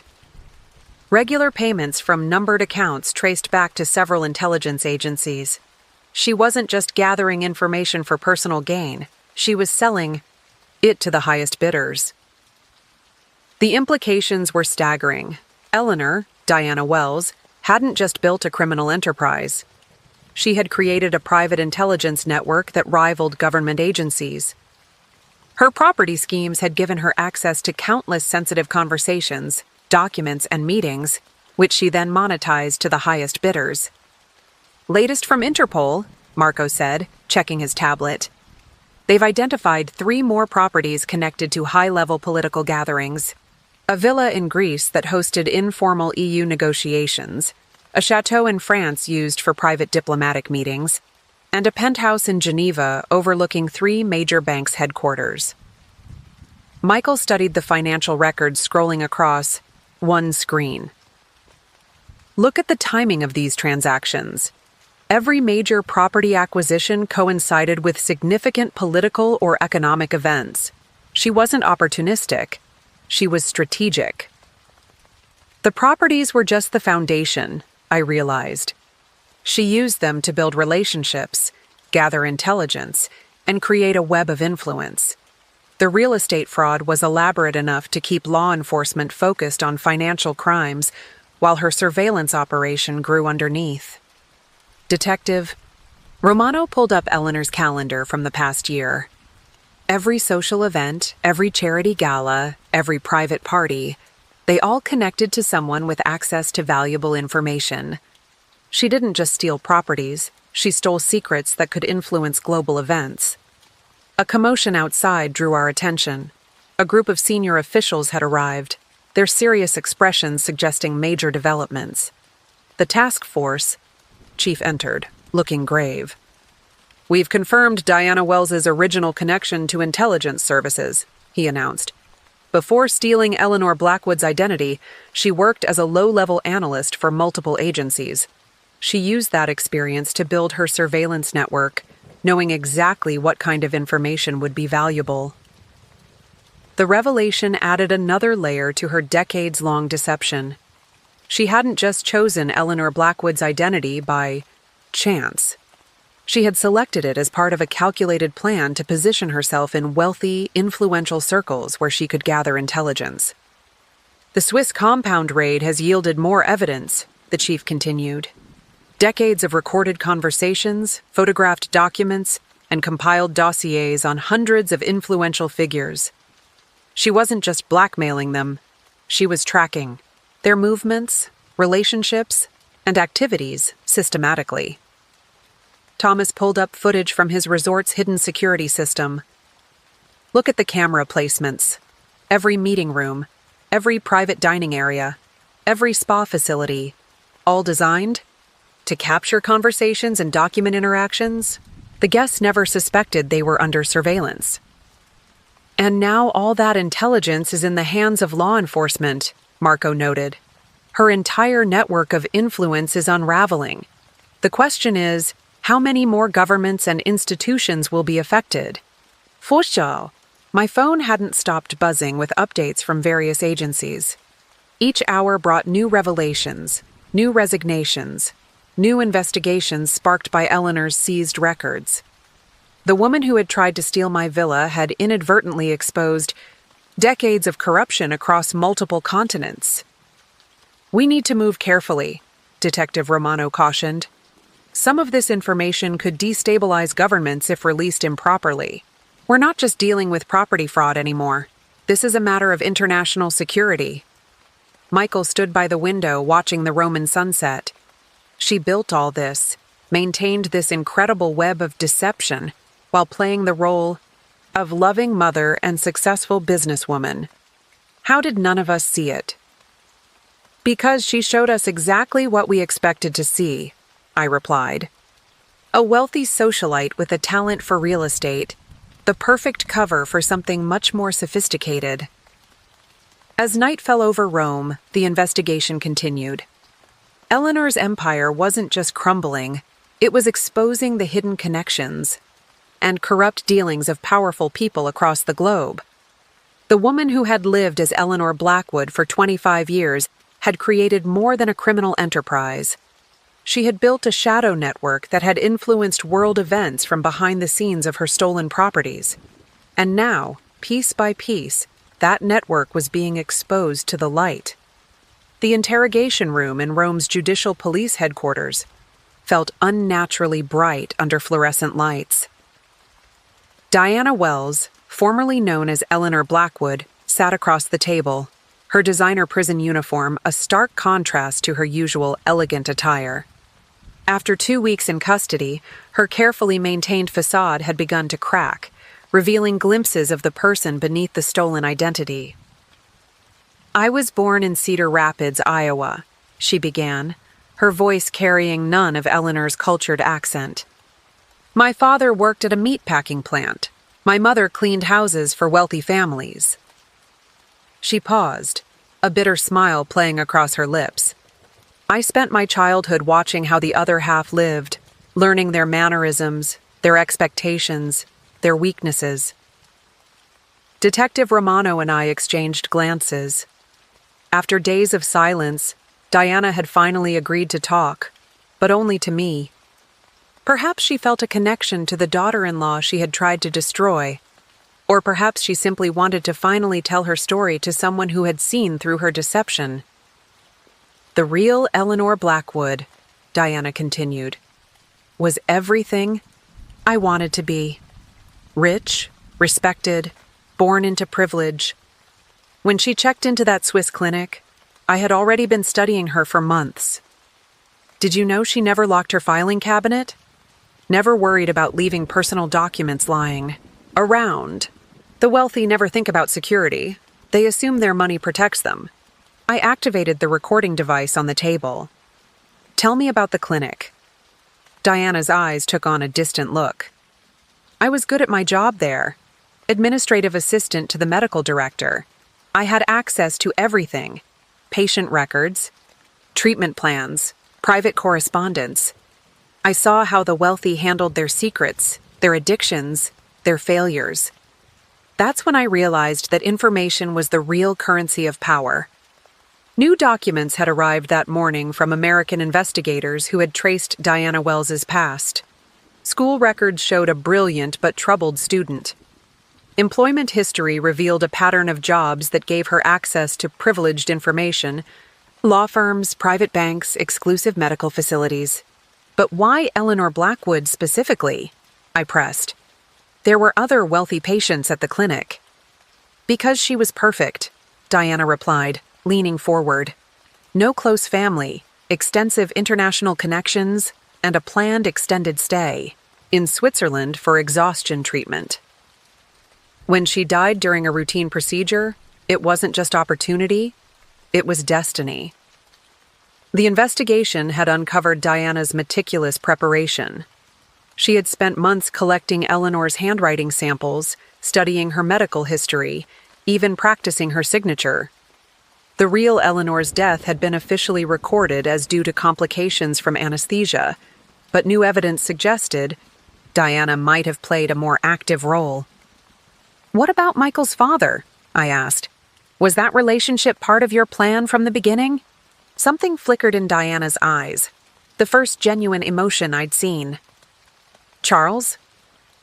Charles was unexpected. The real Eleanor had known him in college, yes, but I didn't plan to pursue that connection. He was kind, successful, respected, in his field. When he fell in love with me, with Eleanor, it provided the perfect foundation for my new life. Medical records from the Swiss clinic had revealed more about the real Eleanor Blackwood.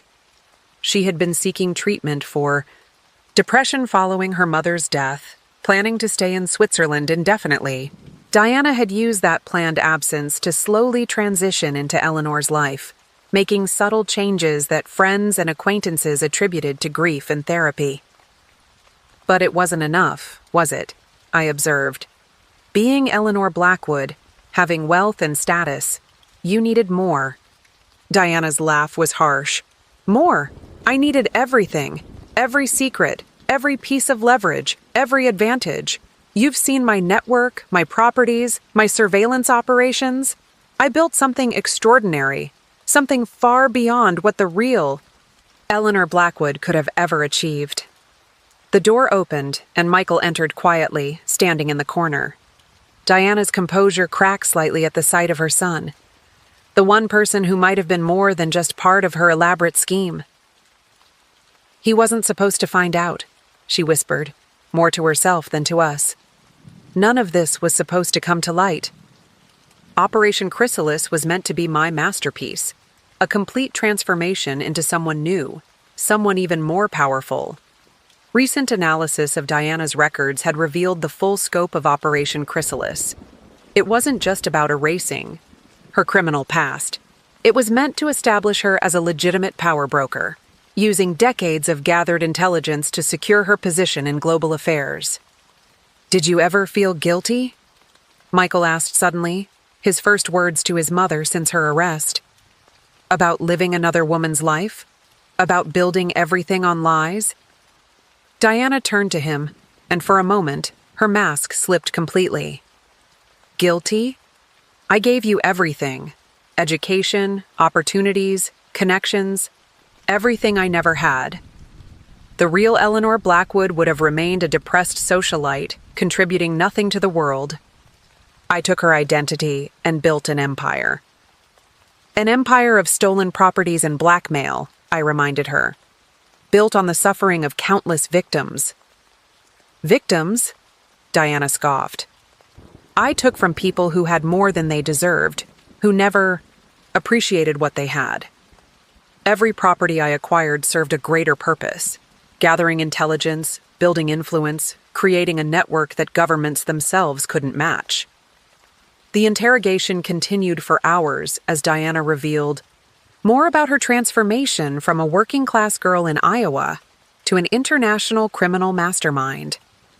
Each revelation added new layers to our understanding of her decades-long deception. As night fell over Rome, Diana was led back to her cell, leaving Michael and me with the weight of her confessions. The woman who had raised him, who had tried to steal my property, who had built an empire on stolen identities and secrets, was neither Eleanor Blackwood nor Diana Wells.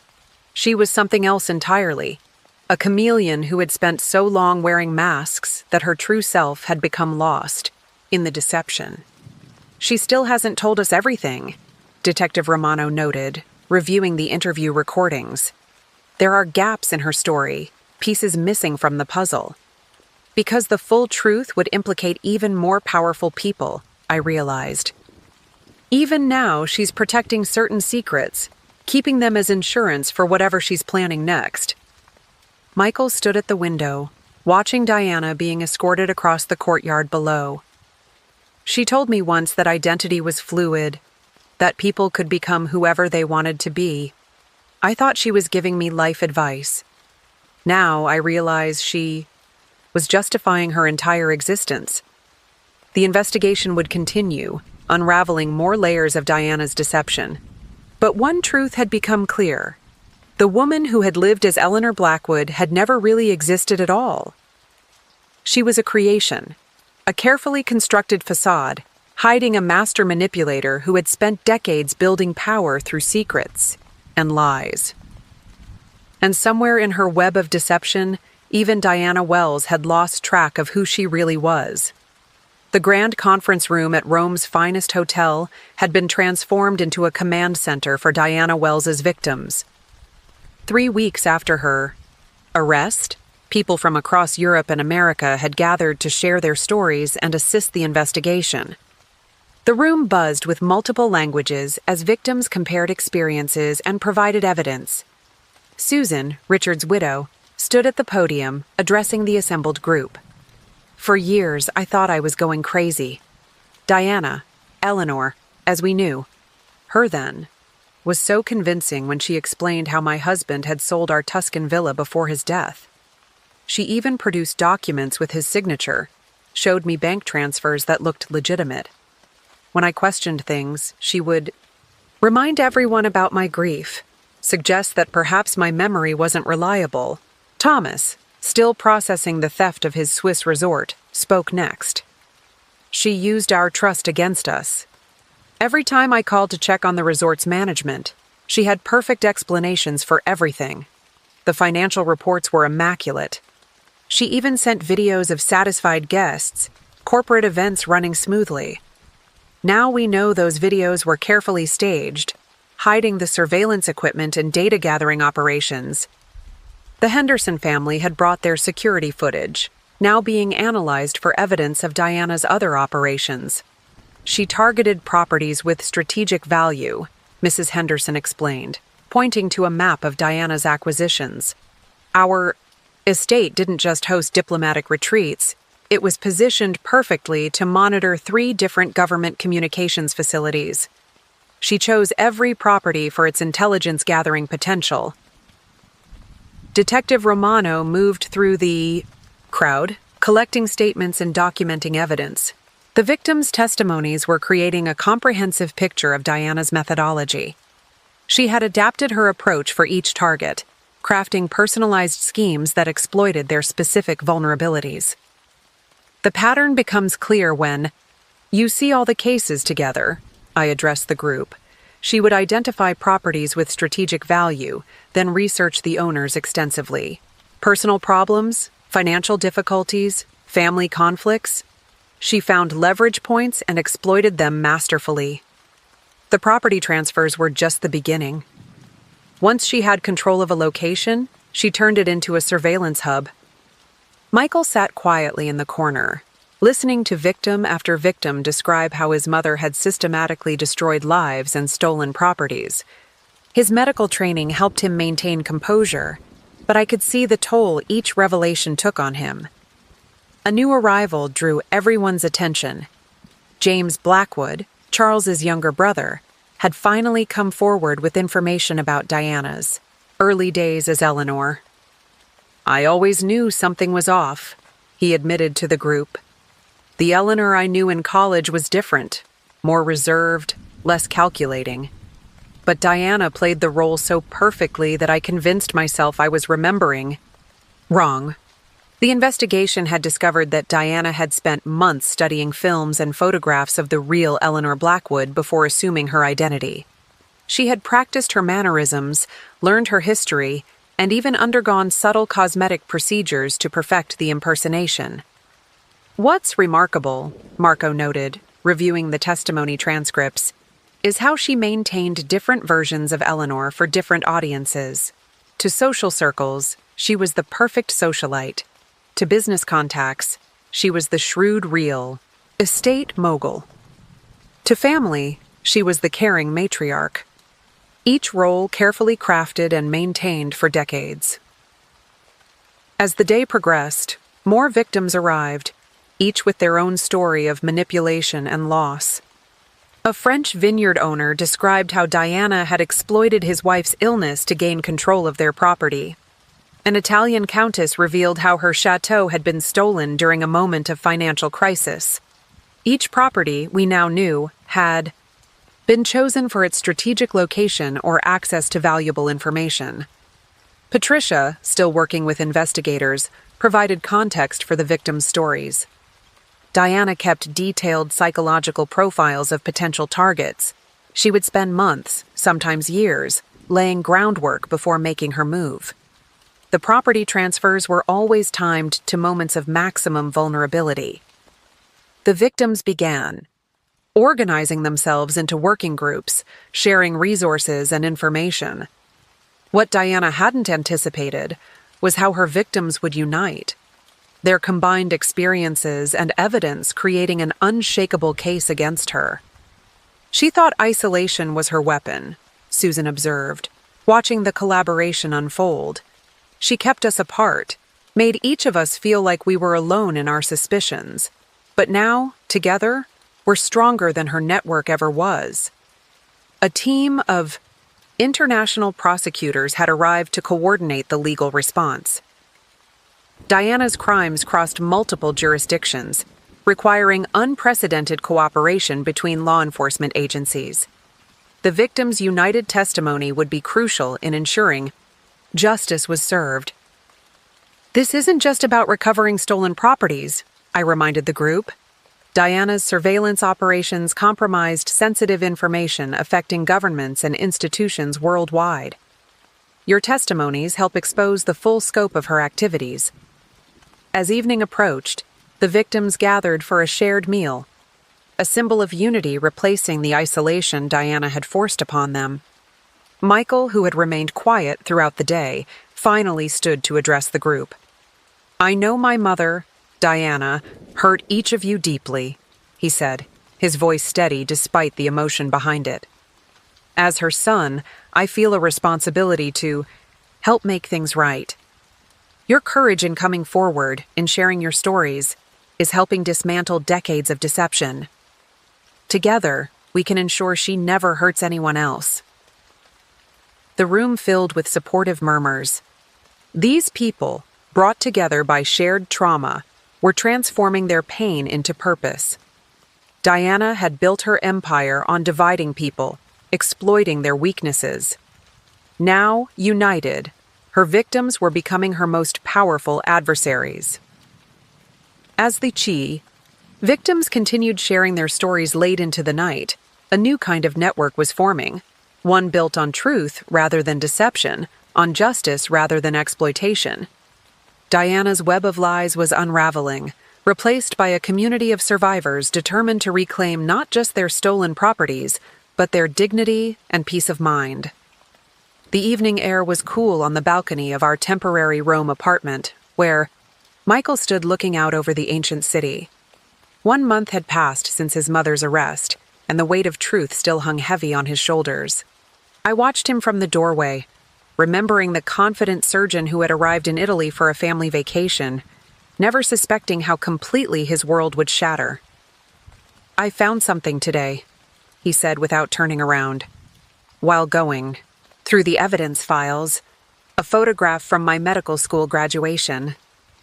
He held up a worn picture, Diana beaming proudly beside him in his cap and gown. I always thought this moment was real, that this was the one time she let her guard down and showed genuine pride. Now I wonder if she was just calculating how my medical career could benefit her network. I joined him at the railing, our shoulders touching. "The investigators found her diary entries from that day," I said gently. "She wrote about feeling actual pride, about how your achievement was something she hadn't orchestrated or manipulated. It might have been one of the few genuine moments in her performance." Michael's hands tightened on the railing. "How do you separate the real moments from the fake ones?" 25 years of memories, and I can't trust any of them. Was anything she ever did or said genuine? The investigation had revealed the extent of Diana's manipulation of Michael's life. She had influenced his choice of medical school, steered him towards certain specialties, even orchestrated chance meetings with influential patients who later became part of her network. "I spoke with Dr. Brenner today," Michael continued, referring to his longtime mentor. "Turns out my appointment to the hospital board wasn't based on merit alone. Mother had been cultivating relationships there for years, positioning me where she wanted me. Even my success isn't fully my own." I turned him to face me. "Your surgical skills, your dedication to patients, your integrity, those are all yours. Diana may have opened some doors, but you walked through them on your own merit. The lives you've saved, the differences you've made, those are real."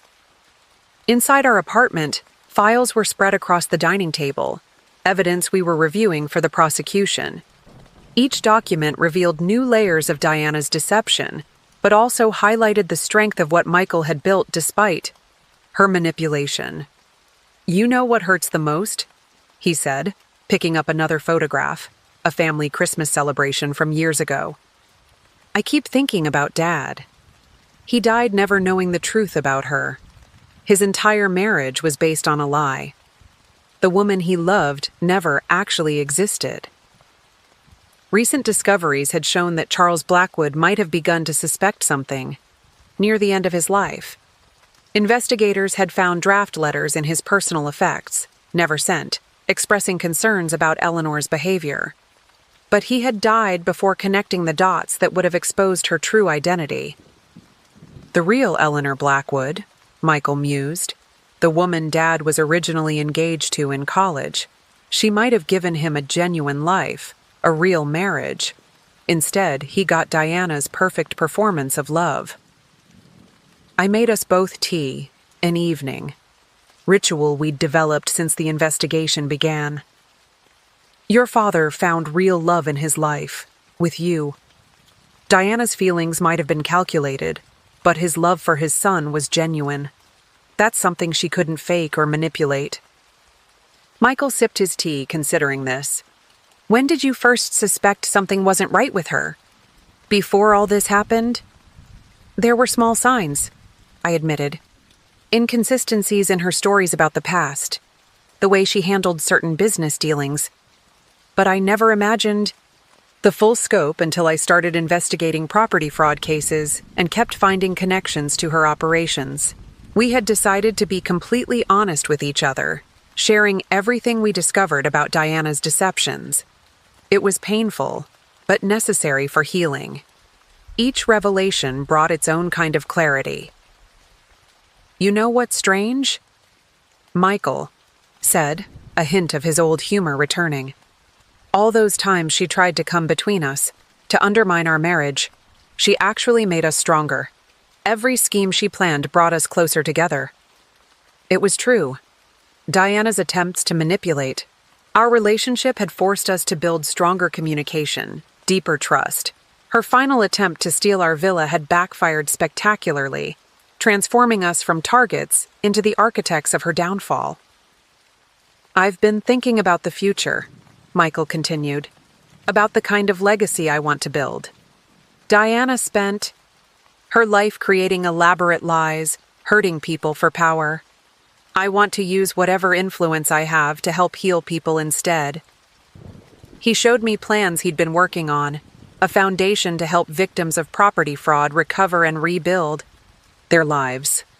The idea was to use his medical connections and my legal expertise to provide comprehensive support to people like those his mother had victimized. "It won't make up for what she did," he acknowledged. "But maybe we can transform her network of deception into something positive. Use the same connections and resources to help people instead of exploiting them." I looked at my husband, not Diana Wells's son in that moment, but his own man, finding strength in the rubble of shattered illusions. "That's what really separates you from her," I said. "She saw people as tools to be used. You see them as lives to be helped." The night deepened around us, the lights of Rome twinkling like stars fallen to earth. Tomorrow would bring more revelations, more evidence to process, more truths to face. But tonight, we had each other, and the beginning of a new path forward. Michael wrapped his arm around me, and together we watched the eternal city sleep. Diana had spent decades building an empire of lies, but in its collapse, we were constructing something stronger, a foundation of truth, trust, and genuine purpose. It wasn't the legacy she had planned, but it was one that might finally bring healing to all the lives she had touched. The Rome International Criminal Court buzzed with anticipation on the first day of Diana Wells's preliminary hearing. Security was unprecedented, with armed guards positioned throughout the building. The case had drawn international attention, not just for its scope, but for the potential implications of Diana's intelligence-gathering operations. I sat in the front row of the gallery beside Michael, watching as Diana was led into the courtroom. She had traded her designer wardrobe for a conservative gray suit. but her posture remained regal, almost defiant.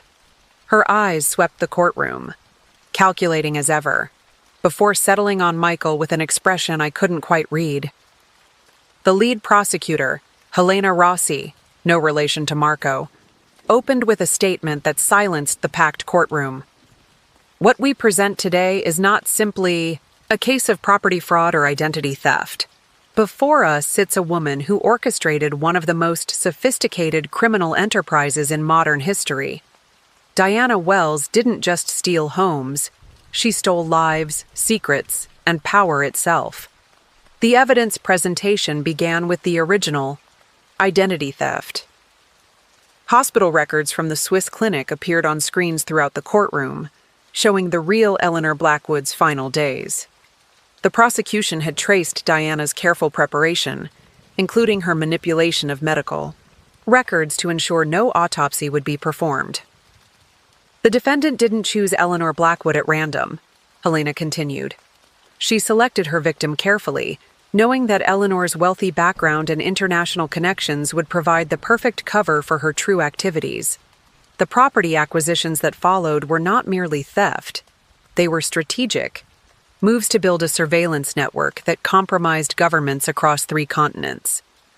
Diana's defense team, led by renowned international lawyer James Morton, argued that her actions were technically legal through various corporate structures and power of attorney agreements.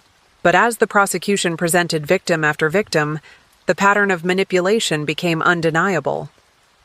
Susan took the stand first, her voice steady as she described how Diana had exploited her grief over Richard's death. She offered to help manage our properties while I was mourning. By the time I realized what was happening, she had transferred everything into her name through a maze of shell companies. The Henderson family testified about the sophisticated surveillance equipment found in their estate, revealing how Diana had recorded countless private diplomatic conversations. Technical experts explained how she had created a network of listening posts disguised as luxury properties, gathering intelligence that she sold to the highest bidders. During a brief recess, Michael gripped my hand tightly. "She hasn't shown any reaction," he whispered. "Not to the evidence, not to the testimonies. It's like she's watching a mildly interesting play." Indeed, Diana sat calmly through each revelation, occasionally whispering to her lawyers but showing no sign of distress or remorse. Her composure cracked only once, when Thomas testified about discovering that his resort had been used to gather compromising information on government officials. "The defendant didn't just betray family," Helena emphasized, displaying financial records on the courtroom screens. "She created an intelligence-gathering operation that rivaled government agencies. Every property she acquired served a dual purpose, providing legitimate income while facilitating espionage." The defense attempted to paint Diana as a skilled businesswoman who had merely taken advantage of legal loopholes. But their arguments faltered when the prosecution presented her detailed notebooks, documenting decades of calculated manipulation and exploitation. "Within these pages," Helena declared, holding up one of Diana's journals, "we find the true Diana Wells. Not the society matron she pretended to be, but a master manipulator who viewed every relationship as a potential asset to be exploited." The most damaging testimony came from Patricia, who detailed how Diana had systematically gathered compromising information on powerful figures. She kept files on everyone: politicians, business leaders, judges. The properties weren't just investments. They were weapons in her arsenal of influence. During another break, Detective Romano shared updates from ongoing investigations. "We're still discovering new properties, new victims. Her network was more extensive than we initially believed. Some of the intelligence she gathered could affect international relations for years to come." Diana finally showed emotion when the prosecution presented evidence about her original identity theft.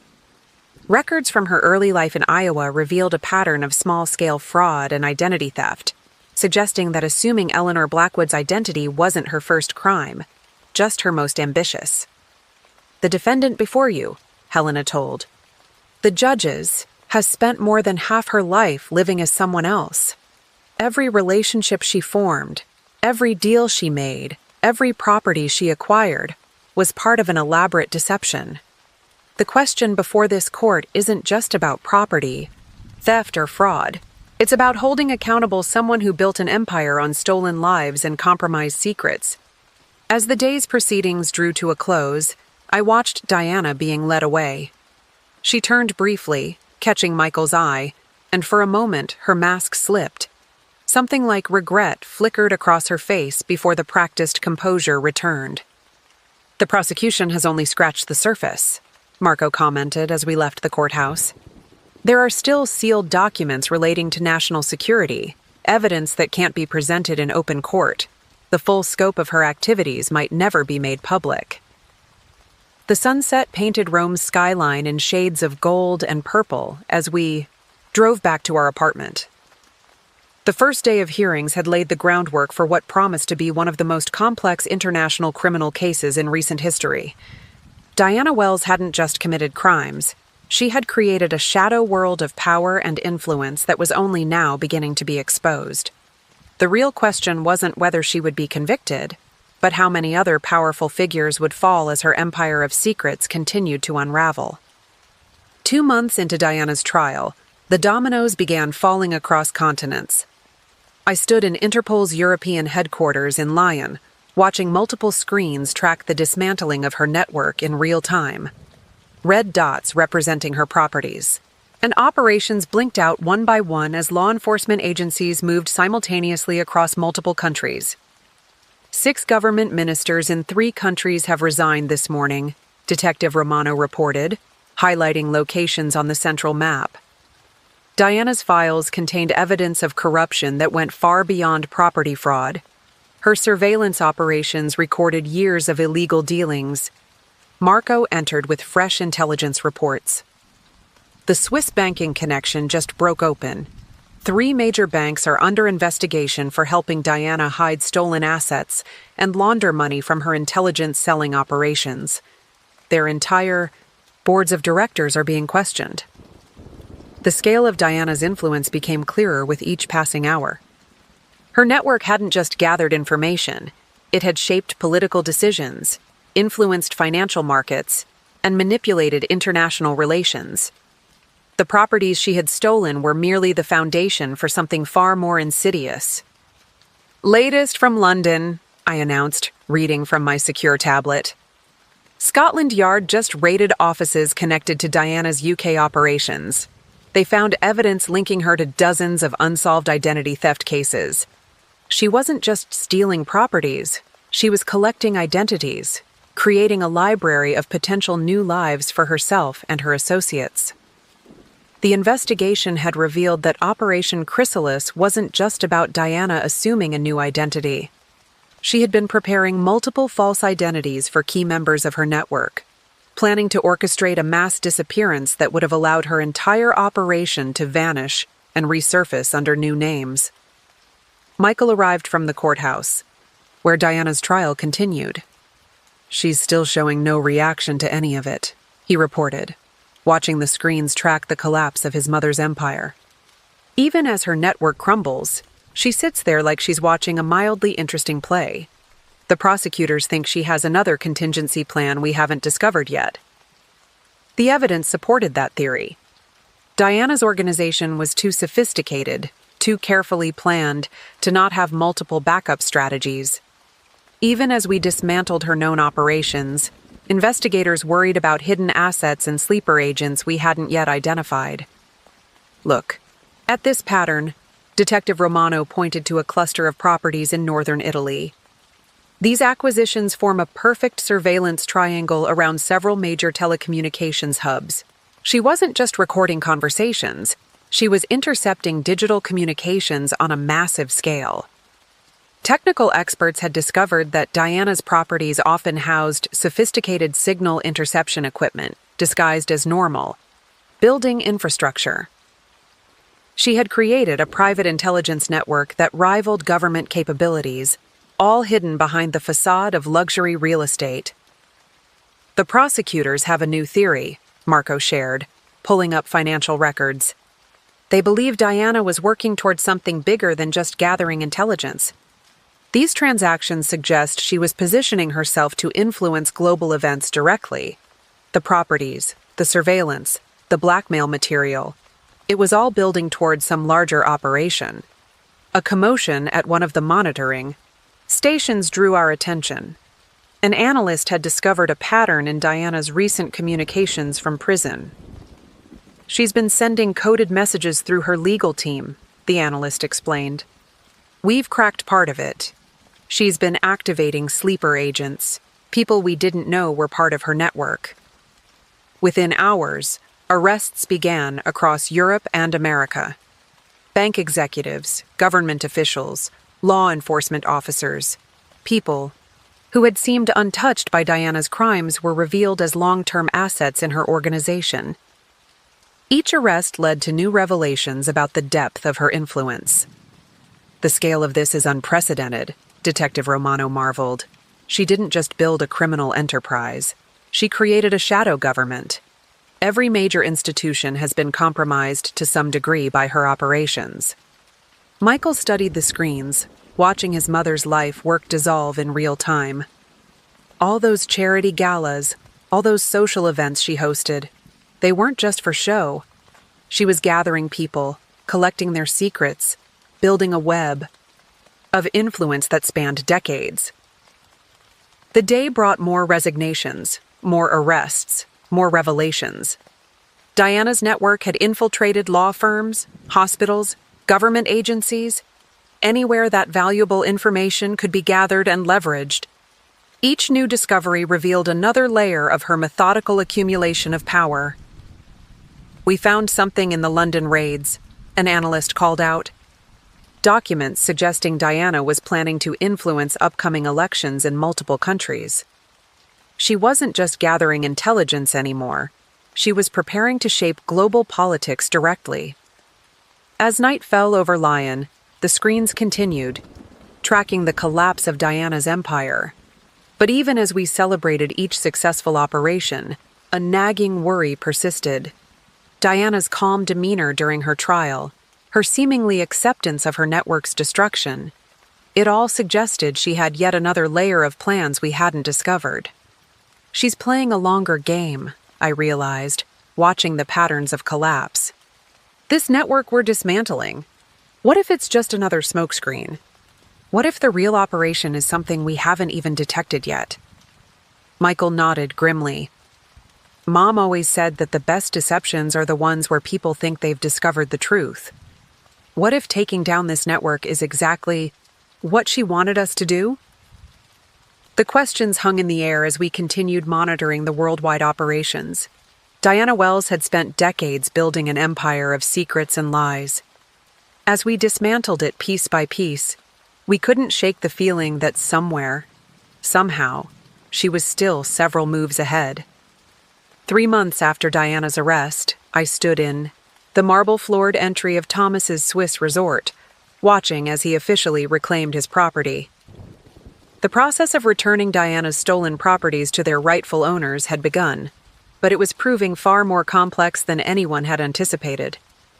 We've had to sweep every room for surveillance equipment, Thomas explained, leading us through the elegant corridors. The technical team found cameras and listening devices built directly into the walls. Some of the architectural features were specifically designed to facilitate monitoring guests. It will take months to remove it all. Michael examined a seemingly innocuous light fixture that had concealed a high-resolution camera. She didn't just steal properties. She transformed them into intelligence-gathering facilities. Every renovation, every upgrade she suggested, it was all part of her surveillance network. The restoration process had revealed the true sophistication of Diana's operation. Each property had been modified to serve her broader aims, often in ways that were difficult to detect or remove. The Swiss resort alone had contained enough surveillance equipment to monitor every conversation in the building. The prosecutors have a new challenge, Detective Romano shared as we inspected the resort's conference facilities. Diana's modifications to these properties may have actually increased their value, but the improvements were made with criminal intent and criminal funds. They're debating how to handle the legal implications. The complexity extended beyond physical modifications. Diana's careful documentation had revealed that many properties were entangled in elaborate financial structures, making straightforward restitution impossible. Some had been used as collateral for loans. Others were part of complex international investment schemes. Susan arrived that afternoon to discuss the restoration of her Tuscan villa. The local authorities found a hidden room filled with servers, she reported. Years of recorded conversations, stored data, surveillance footage, all gathering dust while Diana used the information for her schemes. The task force had established a special unit just to handle the property restorations. Each case presented unique challenges, requiring careful legal and financial navigation. Diana's network had been so intertwined with legitimate businesses that separating criminal activities from legal ones proved daunting. "We've discovered something interesting," Marco announced, joining us in the resort's main office. Diana didn't just monitor these properties. She created a sophisticated data analysis system. The surveillance wasn't random. She was specifically gathering information about financial markets, political decisions, and international relations. The Henderson estate had yielded similar findings. The diplomatic meetings held there had been carefully recorded and analyzed, with Diana using the gathered intelligence to inform her investment strategies and blackmail operations. The property itself had become almost secondary to its value as an intelligence-gathering hub. The question now, I explained to the assembled property owners, is how to restore these places without destroying potential evidence. Some of the surveillance systems may still contain crucial information about ongoing investigations. The process of reclaiming properties had also revealed the human cost of Diana's schemes. Families had been displaced, lives disrupted, and communities affected by her machinations. Each restoration brought new stories of how her actions had rippled through people's lives. "We're not just returning buildings," Michael observed, watching Thomas reset the resort's security systems. "We're trying to restore people's sense of security, their trust in ownership. Mom didn't just steal properties, she stole peace of mind." The technical challenges were matched by psychological ones. Many victims struggled with the idea of returning to homes that had been so thoroughly violated. Diana's surveillance had created a lingering sense of vulnerability that simple property restoration couldn't address. "We're establishing a support network," I announced to the group. "Legal assistance, technical sweeps, psychological support, everything needed to help people truly reclaim their spaces. It's not enough to just return the properties. We need to help restore what was lost intangibly as well." As evening approached, we gathered in the resort's grand dining room, where Diana had once hosted elaborate parties while secretly recording her guests' conversations.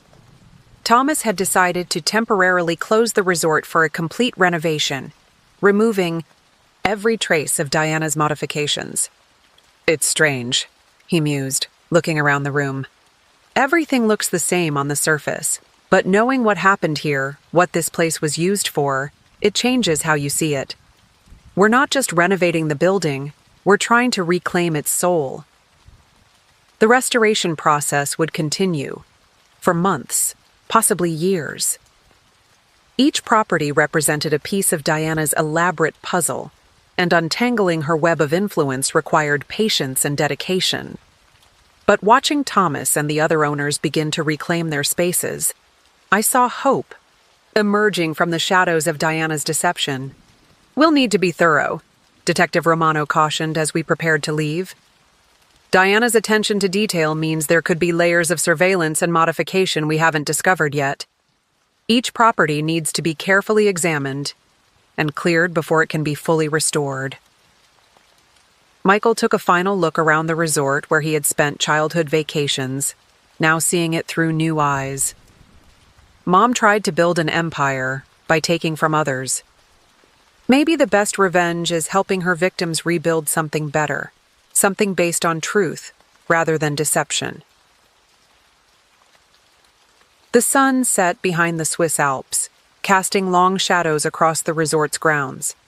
The process of restoration was just beginning, but each property returned, each surveillance system dismantled, represented another step toward healing the wounds Diana had inflicted. Her empire had been built on stolen spaces and stolen secrets. Its dismantling would be built on restoration and renewal. 4 months after Diana's arrest, the Blackwood family gathered at our newly restored villa on the Amalfi Coast. The property had been swept for surveillance equipment, renovated to remove Diana's modifications, and reclaimed as a space for healing rather than deception. Michael had insisted on hosting this family reunion, believing it was time to confront the past and forge new bonds built on truth. James Blackwood, Charles's brother, arrived first, bringing with him a box of old family photographs he had discovered while cleaning out his attic. "I found these yesterday," he explained, spreading them across the dining room table.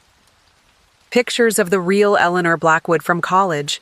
I thought we should all know the truth about who she was before Diana stole her identity." The photographs showed a gentle-faced woman with kind eyes, so different from the calculating gaze we had come to know. Michael studied them intently, seeing for the first time the woman his father had originally loved, the life that might have been if Diana hadn't orchestrated her elaborate deception.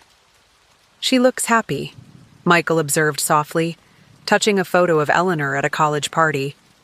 "Natural, not like Mother, who always seemed to be performing even in casual moments." Charles's sister Margaret joined us, bringing her own memories of the real Eleanor. She was shy, thoughtful, nothing like the woman Diana pretended to be. When Diana took over Eleanor's life, none of us questioned the personality change because we assumed grief over her mother's death had transformed her. We accepted the lies because they were easier than facing the truth. The family gathering grew as more relatives arrived, each bringing pieces of the past to share. Cousins, aunts, uncles, people who had been distant during Diana's reign now came together, united by their shared experience of deception and their determination to rebuild authentic relationships. "I found Diana's wedding video," Thomas announced, setting up his laptop. "Watch how she mimics Eleanor's mannerisms from these old photos. The way she tilts her head, the slight smile, it's all carefully copied. She studied Eleanor like an actor preparing for a role." Detective Romano had joined us, both as a friend and as part of the ongoing investigation.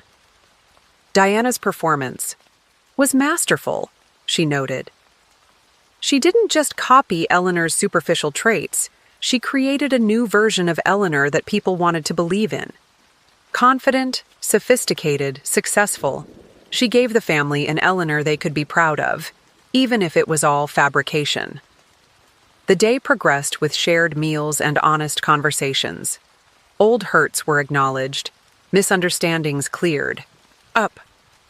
Many family members had felt manipulated by Diana over the years, but had never spoken up, fearing they were alone in their doubts. "She played us against each other," Margaret reflected during dinner. "Created little rivalries, spread subtle rumors. We stopped trusting each other because she made sure we never communicated openly. That ends today." Michael had been quiet through much of the gathering, absorbing the stories and memories. Finally, he stood to address his assembled family. "I've struggled with who I am since learning the truth about my mother," he admitted. "But looking around this table, I realize that my true family isn't defined by Diana's lies. It's defined by how we choose to move forward together." The conversation turned to the future.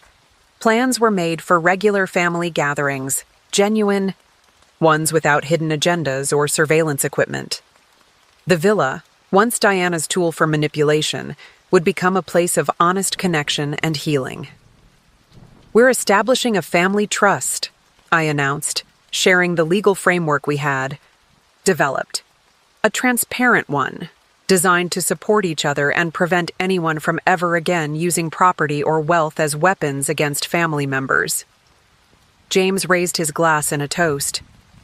"To truth," he said simply, and the words echoed around the table with new meaning. As evening fell, we moved to the terrace where Diana had once plotted her schemes. The same view that had witnessed so many manipulations now watched over a family being reborn. The sound of genuine laughter replaced the whispered conspiracies of the past. "I found something else in the old records," Margaret said quietly, joining Michael and me by the railing.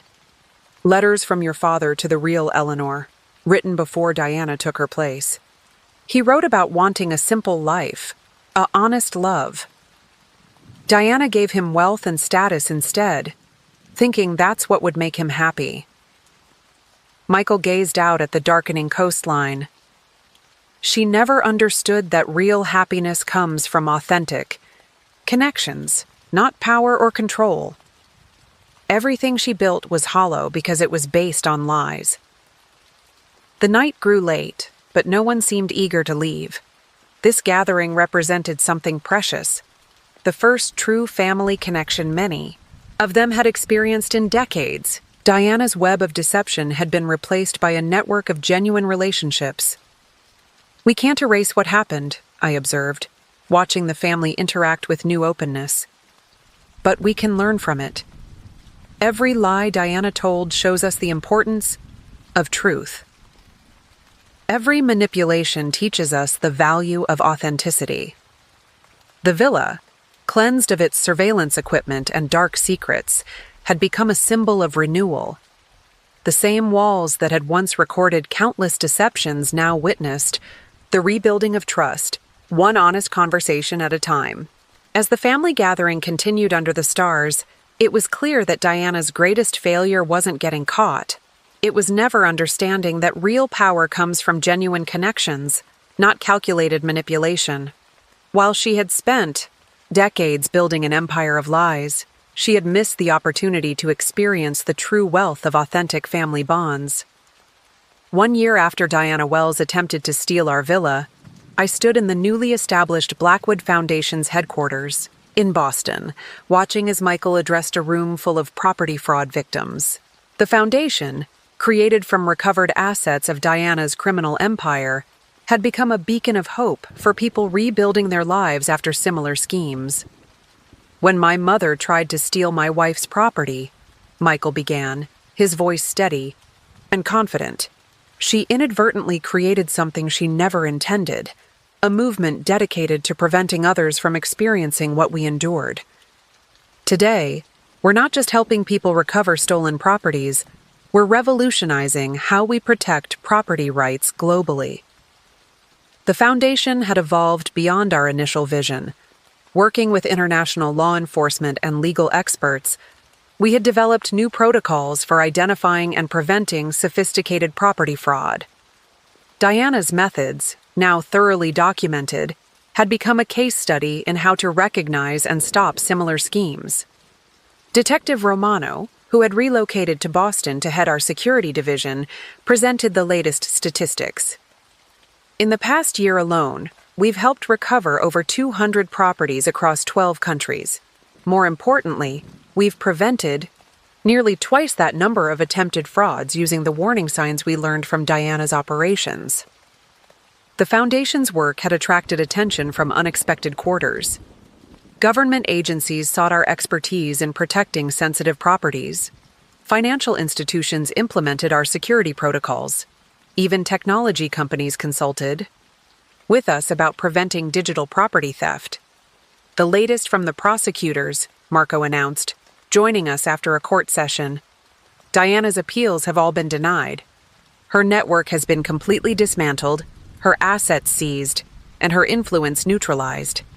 But perhaps most significantly, her methods have been turned against future fraudsters. The irony wasn't lost on any of us. Diana's sophisticated schemes intended to build her empire had instead created the tools for preventing similar crimes. Her expertise in exploitation had been transformed into protection for potential victims. Susan, now heading our victim support program, shared success stories from recent cases. "We're not just helping people reclaim properties," she explained to the assembled group. "We're helping them reclaim their sense of security, their trust in ownership. Every person we help represents a victory over the kind of manipulation Diana perfected." The Foundation's headquarters occupied a historic Boston building, its architecture a stark contrast to the modern technology we use to track and prevent property fraud. In the research division, analysts studied patterns of fraudulent activity, developing algorithms to detect suspicious property transfers before they could be completed. "We've identified 3 new variations of Diana's methods being attempted in Europe," Thomas reported from his position monitoring international cases. "But because we understand how she operated, we've been able to stop them before any properties were lost." Michael's medical background had proved unexpectedly valuable in our work. His understanding of trauma had helped shape our victim support services, ensuring we addressed both the practical and emotional impacts of property fraud. "The hardest part for most victims isn't losing the property," he observed during a staff meeting. "It's losing their sense of trust, their feeling of security in their own homes. That's why our approach has to be comprehensive: legal, financial, and psychological support working together." The Foundation's impact extended beyond property recovery. We had created educational programs for real estate professionals, legal workshops for property owners, and support groups for fraud victims. Diana's attempt to steal our villa had sparked a global movement for property rights protection. James Blackwood, who had joined our board of directors, summarized our progress during the annual review. "In trying to destroy one family's security, Diana inadvertently created a system that protects thousands. Her legacy isn't the empire she tried to build, but the safeguards we've created to prevent others from following her path." As evening approached, I found Michael in his office, reviewing plans for the Foundation's international expansion. On his desk sat a small photo of Diana, not in her Eleanor Blackwood persona, but her original Iowa driver's license picture, before she began her decades of deception. "Sometimes I wonder," he said, noticing me looking at the photo, "if she ever imagined this outcome. All her careful planning, all her manipulation, leading to the creation of something dedicated to stopping people like her." The Foundation had become more than just a response to Diana's crimes. It represented a new approach to property rights, combining legal expertise, technological innovation, and human compassion. We had transformed a story of betrayal into one of protection and renewal. "The prosecutors called today," I shared, settling into a chair across from him. "They've discovered Diana kept a journal in prison, detailing her thoughts on how her empire fell. She wrote something interesting, that her greatest miscalculation wasn't underestimating our legal skills or detective work. It was not understanding that genuine connections are stronger than any network built on manipulation." Outside the Foundation's windows, Boston's skyline glowed in the twilight.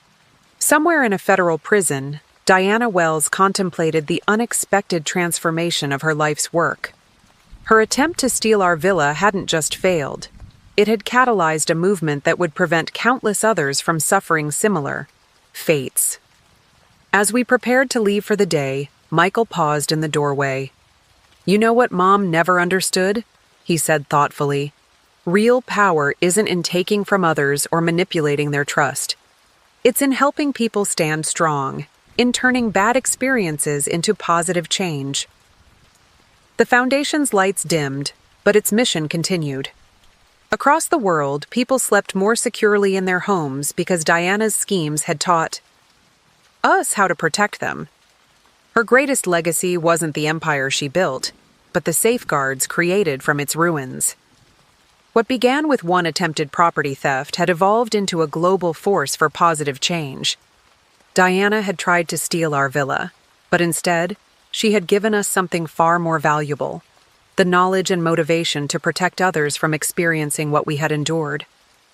the story that started on that sunny day in Italy had transformed into something none of us could have predicted. Through the Foundation's work, we had proven that the strongest structures aren't built on deception and fear, but on truth, justice, and the commitment to helping others rebuild their lives. Thank you so much for listening all the way to the end. I truly appreciate you spending this quiet moment with me.